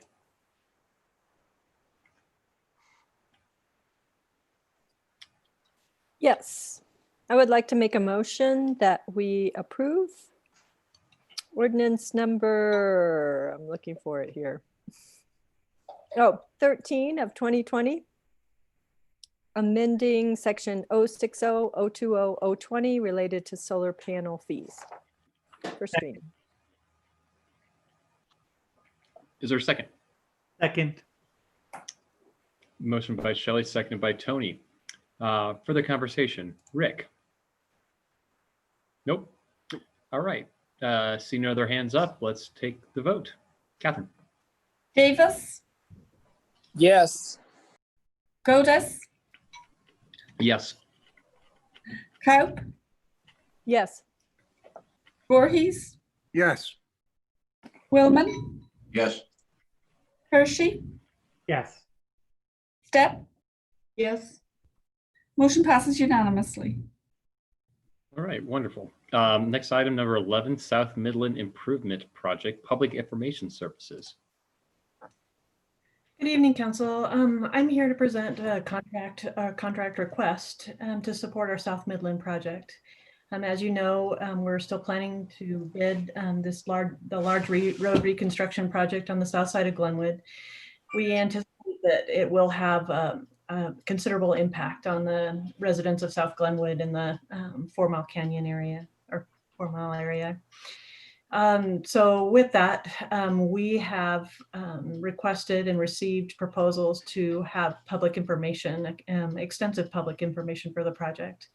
We believe that it's going to be critical to the project success to be able to tell people what's happening and what other types of traffic impact there are through the project. We did receive a proposal from Project Resource Studio. They have given us a price of $103,210. In addition, there would be another $10,000 for direct advertising for a total cost of $113,210. The project would be paid out of the A&I bond proceeds. Do you have any questions for me?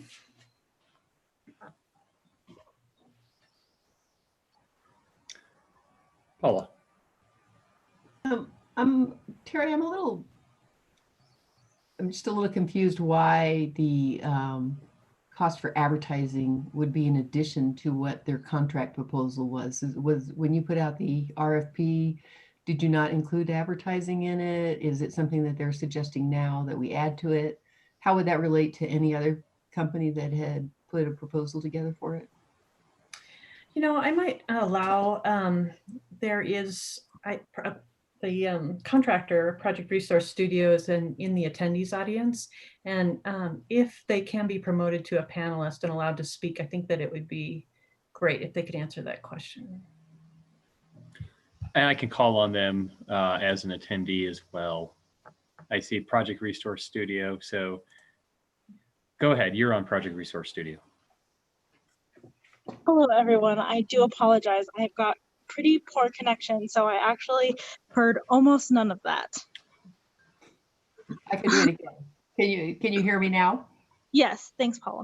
Yeah. So I'm just adding 10,000 for advertising after accepting a proposal. I'm just trying to figure out how this happened in that sequence. Why wasn't advertising included in the initial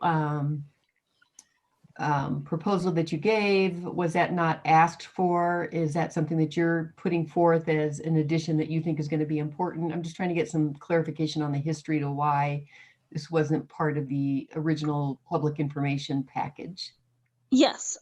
So we typically separate what we call our direct expenses from our service fee because that is something that we incur very early on in the project, typically before work commences, and that item covers expenses like our direct costs for newspaper ads, radio ad placement, graphic design, video, things that just cost money to us directly.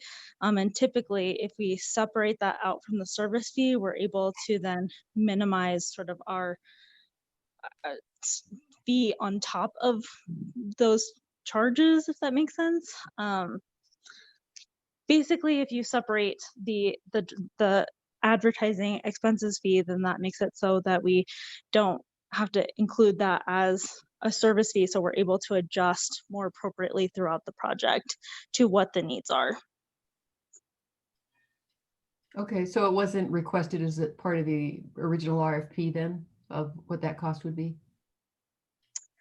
I'm unsure. I actually was not part of the group that put together the proposal, but I would assume that it was put in separately so that we could just keep our the service fee for the public information separate from direct costs. Okay, thank you. And Paula, I can check into that for you and send you a separate email and let you know exactly how it was laid out in the RFQ. RFQ, thank you. I get these I get these yet. Oh, they confuse me still. Thank you. Yes. Any other questions? Charlie, do you have a question? Yeah, I do.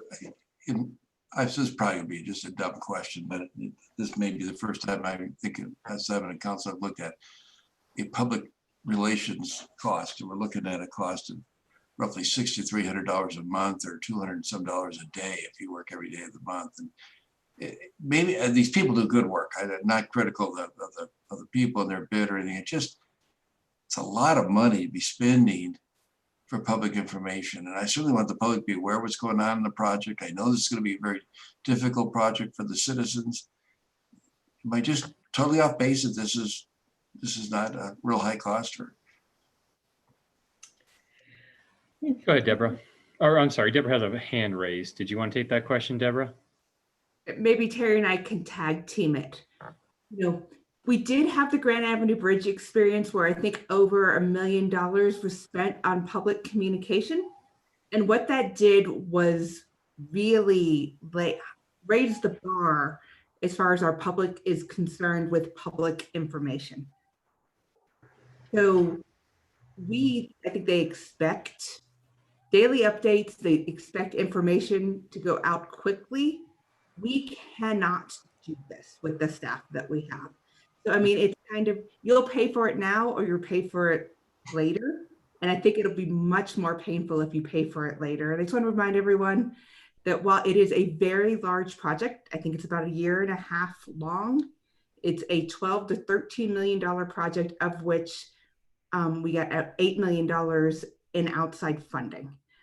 I think it is an investment you'll be happy you made and really unhappy if you do not.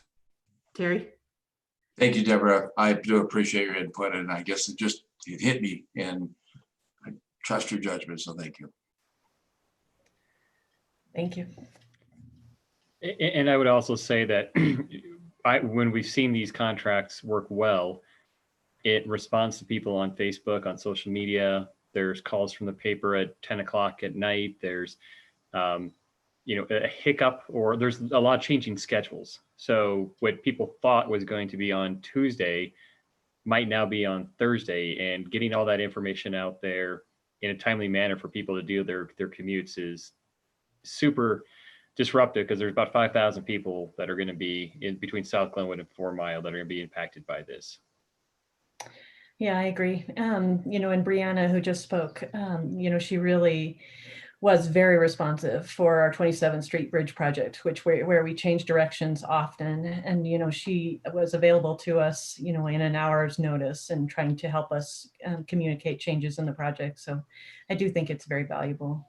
I just want to comment. I know I got to work with Brianna a little bit on the 27th as we came on council, and I think she did a great job.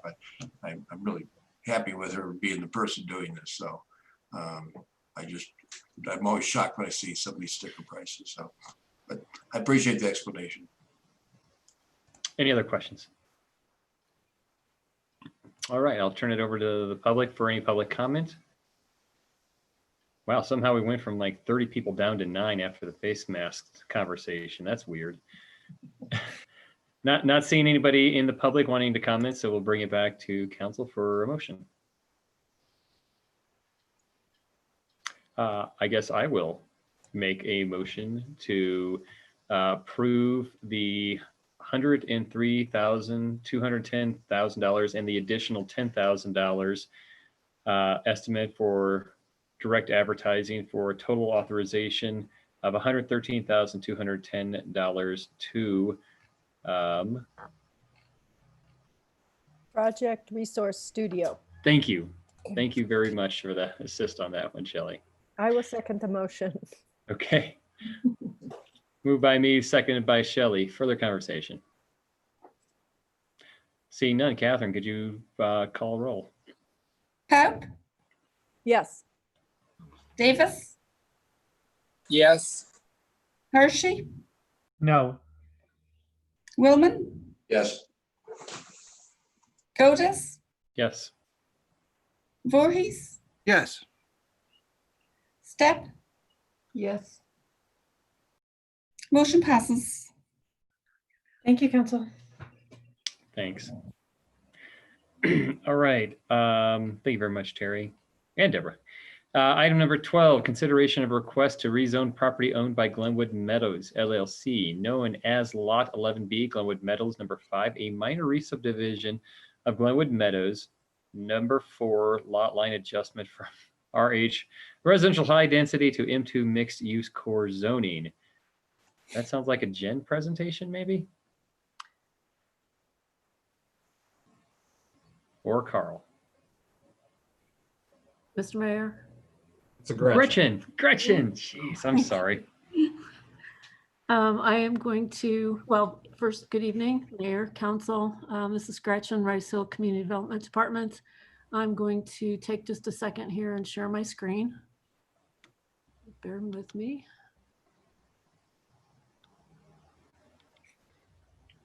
All righty. Are you able to see my screen? Yes. Okay, thank you.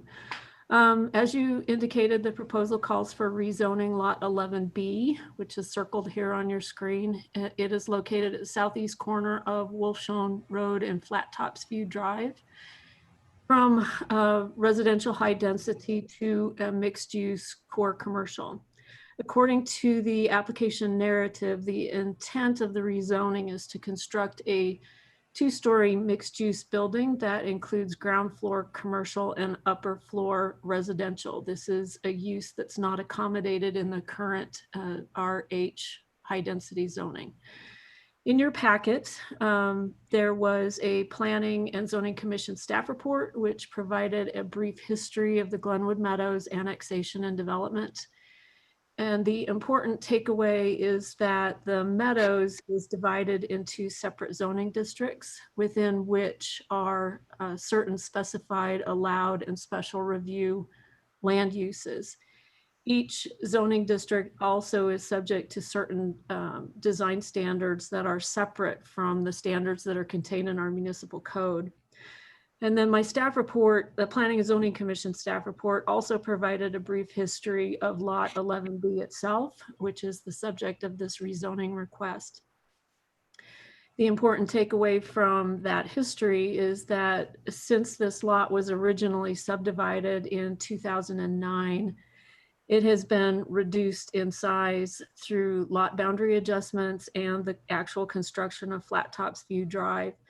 Its present size is just under 18,000 square feet. There you go. Rezoning applications require hearings before both the Planning and Zoning Commission and City Council. And when you all review these rezoning requests, both Commission and Council consider how well the request addresses 4 specific criteria. And that is consistency with the city's comprehensive plan and the municipal code, consistency with the purpose statement of the proposed zone district, and whether there's been substantial changes in the area that warrant the zoning change, or whether the new zoning district creates significant adverse impacts to surrounding properties or the neighborhood. The Planning and Zoning Commission conducted their hearing on April 28th and on May 5th. We received just one comment from the public regarding this application, and that occurred during the Planning and Zoning Commission hearing. And that comment is actually reflected in the Planning and Zoning Commission meeting minutes, which were also included in your packet. The Commission considered and found that the rezoning request met all 4 of the criteria. They found that the request was consistent with the comprehensive plan, which showed the property as being appropriate for mixed use development. You can see that here. It's in pink, and that is right there, mixed use development. Mixed use development, according to the comprehensive plan, includes commercial, retail, office, restaurant, entertainment, and multifamily housing uses. And then the Commission also found that the project met several of the comprehensive plan goals that are included on your screen there. Criteria 2, the Commission found that the rezoning request is consistent with the purpose of the M2 mixed use core district, which is to accommodate a walkable and active mix of residential and non-residential development within Glenwood's core commercial areas, Glenwood Meadows being one of those core areas.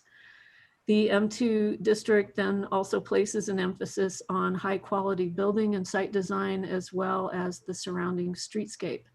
Again, the intent of this rezoning is to support eventually the development of a 2-story mixed-use building. This meets the purpose of the M2 zone district. Now, building design, landscaping, and the other site improvements will be required to comply with both the municipal code and the Glenwood Meadows development standards at the time we actually see a development application. Criteria 3, the commission agreed that lot 11B has been substantially reduced in size since its original creation, and that the current 0.4 acre site is not really efficient for its current designation for high density residential development. And finally, criteria 4, the commission found that the rezoning request is not expected to have an adverse impact on the surrounding neighborhood. The building mass scale will be much smaller than surrounding development. This is due to the small lot size, existing easements, the off-street parking requirements that will be required for the development, and then other site development standards, which all limit the intensity of the development on this parcel. So you just have one action item before you, and that is the rezoning request itself, and you may approve, deny, or continue the application for additional information. Again, the Planning and Zoning Commission unanimously recommended approval with the 4 findings that were consistent with the review criteria. And they had 2 conditions, and they did this at their May 5th meeting. And staff then recommends that council uphold the commission's recommendation. And just for review, these are the 4 suggested findings, which are also included in your staff report, and then the couple of conditions that relate to the actual rezoning. So with that, I will stop sharing my screen and take any questions that you might have of me. Any questions? Okay. Great job, Gretchen. You described it well. Mr. Mayor, Chris Hawkins from Alpine, oh, there he is. I see he is with us. So you might want to turn this over to him, see if he has any additional comments he'd like to make. There you go, Chris. Thank you. Good evening. I don't have anything to add other than what Gretchen said. We're still trying to debate if it's going to be 1 story or 2 stories. Our preference is 2. I think 1's allowed. I just want to make that note. We'll get into the actual design once we get a tenant to buy into it and so forth. But I'm glad to answer any questions you have, and I appreciate your approval. Thank you. Thank you very much, Chris. Any questions for the applicant? All right, seeing none, we'll turn this over for public comment. Just dropping like flies. We're down to 6 now. All right. We'll bring it back for a motion and or further conversation. Shelley. Hi, Mr. Mayor. I would like to make a motion that City Council uphold the rezoning of Lot 11B in Glenwood Meadows, that we uphold the P&Z findings and recommendation for rezoning with the suggested findings and suggested conditions as shown in the June 4th, 2020 staff report. Second. Been moved by Shelley, seconded by Charlie. Any further discussion? I have one question with my motion. The next item is for ordinance 16, which is also the rezoning. Is that the? Yeah, it's 2 separate actions because rezoning has to take place. It's both a land use decision on a recommendation of the Planning Commission, and also it has to be changed via ordinance because. Okay, so I can't do them together. Okay. Yeah, I would take them separately. Okay, thank you. Okay, any further comments, questions? Thanks, Shelley, for that clarification. Catherine, could you call roll? Stepp, Yes. Hershey, Yes. Godus, Yes. Davis, Yes. Voorhees, Rick, give me a thumbs up. Yes. Cobb, Yes. Willman. Yes. Motion passes unanimously. All right. All right, as Shelley was referencing, we now have ordinance 16, series of 2020, an ordinance of the City Council of the City of Discussion and or Action, Glenwood Springs rezoning property owned by Glenwood Meadows LLC, known as Lot 11B, Glenwood Meadows number 5, a minor re-subdivision of Glenwood Meadows number 4, lot line adjustment, Glenwood Springs, Colorado, from RH residential high density to M2 mixed use core zoning, first reading. I don't think there really needs a staff presentation on this. It's an Okay. implementation ordinance for what you just did. All right. Is there, Shelley, do you have a question? Do I need to take public comment on this, Carl? You do. Okay. Okay, I was going to make a motion, but go ahead. Okay.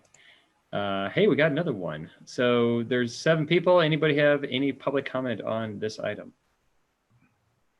Seeing none, I will return it back for Shelley to make a motion. Okay, I move that we approve ordinance 16, a series of 2020, rezoning property owned by Glenwood Meadows LLC, known as Lot 11B, Glenwood Meadows number 5. Second. Been moved by Shelley, seconded by Paula. Further discussion? All right, Catherine, let's do roll.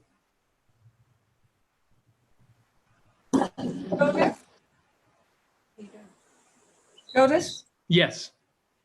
Davis, Yes. Voorhees, Rick, unmute yourself. I have no conflict. You don't need to wall me off. Rick? Rick, can you unmute yourself? Yes. Thank you. Yes. Yes. Yes. Cobb, Yes. Stepp, Yes. Willman, Yes. Hershey. Sorry, Jonathan. Yes. No problem. Motion passes unanimously. All right, thanks so much, guys. Congratulations to the applicant. And item number 14, which is ordinance number 17, an ordinance of the City Council of the City of Discussion and or Action, Glenwood Springs, amending section 120040020 parentheses 11 of the Glenwood Springs Municipal Code, first reading. I think this is a great example of Councilor Hershey saying possibly need a little bit better description, but I'm sure we're going to have a staff report that tells us about this. Yes, Chief Darris, I believe, is going to take us through this item. Oh, great. Yes, thank you. So basically, this came before you back in January, and this is a modification to an ordinance that was passed back in 2002, which basically relieves now the police department from exclusively patrolling private property areas. Initially, the council back in 2002 vested that authority with the police department. But as we move forward, that no longer seems to be a necessity or a service that we can provide, and that onus would fall back on the property owners to provide their own security and removal of vehicles or whatever other infractions that they find are appropriate. So essentially, this is called the Hooner Ordinance, which makes it a traffic offense to park without authorization in a private parking lot and places the burden on the city to patrol and enforce the laws in those private lots. So again, we do not believe this is appropriate use of city PD resources any longer, and we're asking that we move to repeal or modify this ordinance. All right. Is there any questions for Chief Darris? Okay, seeing none, we'll open it to public comment. Any public comment? Seeing none, we will bring it back to council for a motion or further discussion. Charlie. As I'd move, we approve ordinance number 17, series of 2020, an ordinance of the City Council, the City of Glenwood Springs. That is hard to read. Amending section 120-040-02011 of the Glenwood Springs Municipal Code. A second. Moved by Charlie, seconded by Shelley. Any further conversation? Rick? I was just going to second, but that's great. We have it. Let's vote. Okay. Don't mute yourself, Rick. Catherine? Let's do Cory? roll. He's muted. No, he's not. Just kidding. I'm kidding. Rick? Yes. Coe? Yes. Step? Yes. Davis? Yes. Hershey? Yes. Godus? Yes. Willman? Yes. Motion passes unanimously. Thank you, council. Thank you very much, Chief. Thank you, Chief. All right, item number 15, ordinance number 18, series of 2020, an ordinance of the City Council of the City of Discussion and or Action, Glenwood Springs, Colorado, temporarily amending section 040-010-04 of the Glenwood Springs Municipal Code. This is a first reading. Thank you, Mr. Mayor. I'm not quite sure what happened to all of those. I'm guessing that it's a copy and paste error that you get these random titles. This is just implementation of you guys approved kind of the budget plan by staff as to how to move forward through the latter half of 2020 with the changes in revenue. This reflects doing that. One of the things that was part of that plan was to reduce the percentage of the 2% general fund tax going into the capital projects fund. You have that authority under the charter. You just need to implement that via ordinance, which is what this is, temporarily putting 100% of that 2% tax into the general fund and not allocating any additional revenues to capital projects for Q2 and Q3 and Q4 of 2020. At the end of 2020, unless you change that in your budget, it'll revert back to the 75-25% split that is current. One thing I would note, Steve Boyd is on. He and I had an exchange as well. He can talk about that this still provides sufficient revenue for all of the projects that we had identified that we wanted to get done underneath that revised budget plan for 2020. So this just helps fill that really big hole in the general fund moving forward. All right, any questions for Carl? Charlie? Hey, Carl, just a quick question. If the economy turns around and so yeah, you can repeal this at any time. We can reverse it. You could reverse it, absolutely. That's why. Yeah. Any other questions? All right, we'll turn it over for public comment. Any public comment? See none, I'll bring it back to council for a motion or further discussion. Rick? Make a motion to approve ordinance to collect sales tax revenue in the general fund instead of capital projects fund from July 1st to December 31st, 2020. Ordinance 18 of the City of Glenwood Springs, Colorado, temporarily amending section, and I'm thinking about you, Charlie, with his 9-digit code here, 04.010.040 of the Glenwood Springs Municipal Code. Is there a second? I'll second. Sorry, Paula seconded. Moved by Rick, seconded by Paula. Further discussion, Tony? Can I ask Steve a question, comment? Can I ask Steve comment via my question? Steve Boyd, can he hear me, Mr. Mayor? Yes, sir. I can hear you, Tony. All right. So I just wanted to clarify something that the city attorney said, that it doesn't really affect these capital projects that are in the pipeline right now. It's just sort of an accounting, I'm not going to use the word, it's an accounting reassessment so that you can place this money to fill the gap because of the lack of tax revenue, correct?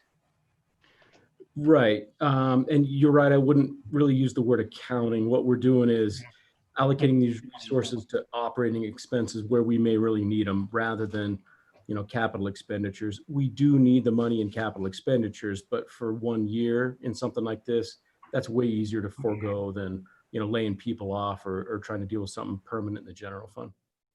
So do you have some examples of some capital expenditures that will or may affect or not yet? Sure. I mean, I can give you a lot. There are, all the little park projects that we do throughout the course of the year, all the vehicles that we purchase in, the police department, in the parks department, all the things that we do to upgrade the arts building facility, the community center, all that kind of stuff. We can push that out for a year. What we can't do is start laying off, employees that get paid in the general fund. So does that make sense? Yes, thank you. I just wanted to make it clear for everyone. Thank you. Sure. Thank you. Any other questions or comments?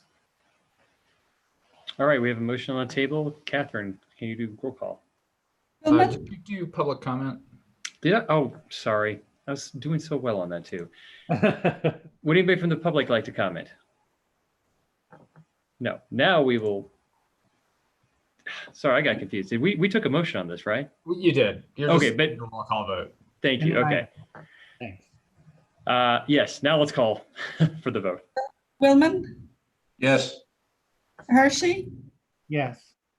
Davis, Yes. Deb, Yes.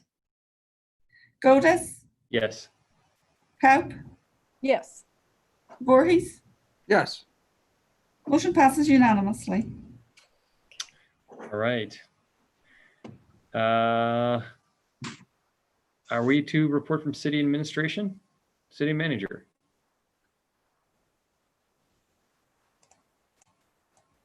I think I'm all talked out. Thank you. Okay. Carl? What she said. Okay. Then for the good of the order, we will adjourn. Thank Everybody you. have a good night. All right. Thanks a lot, guys. Thanks, Carl. Thanks, Deborah. Steve Boyd, other staff, Catherine Fletcher. Everybody.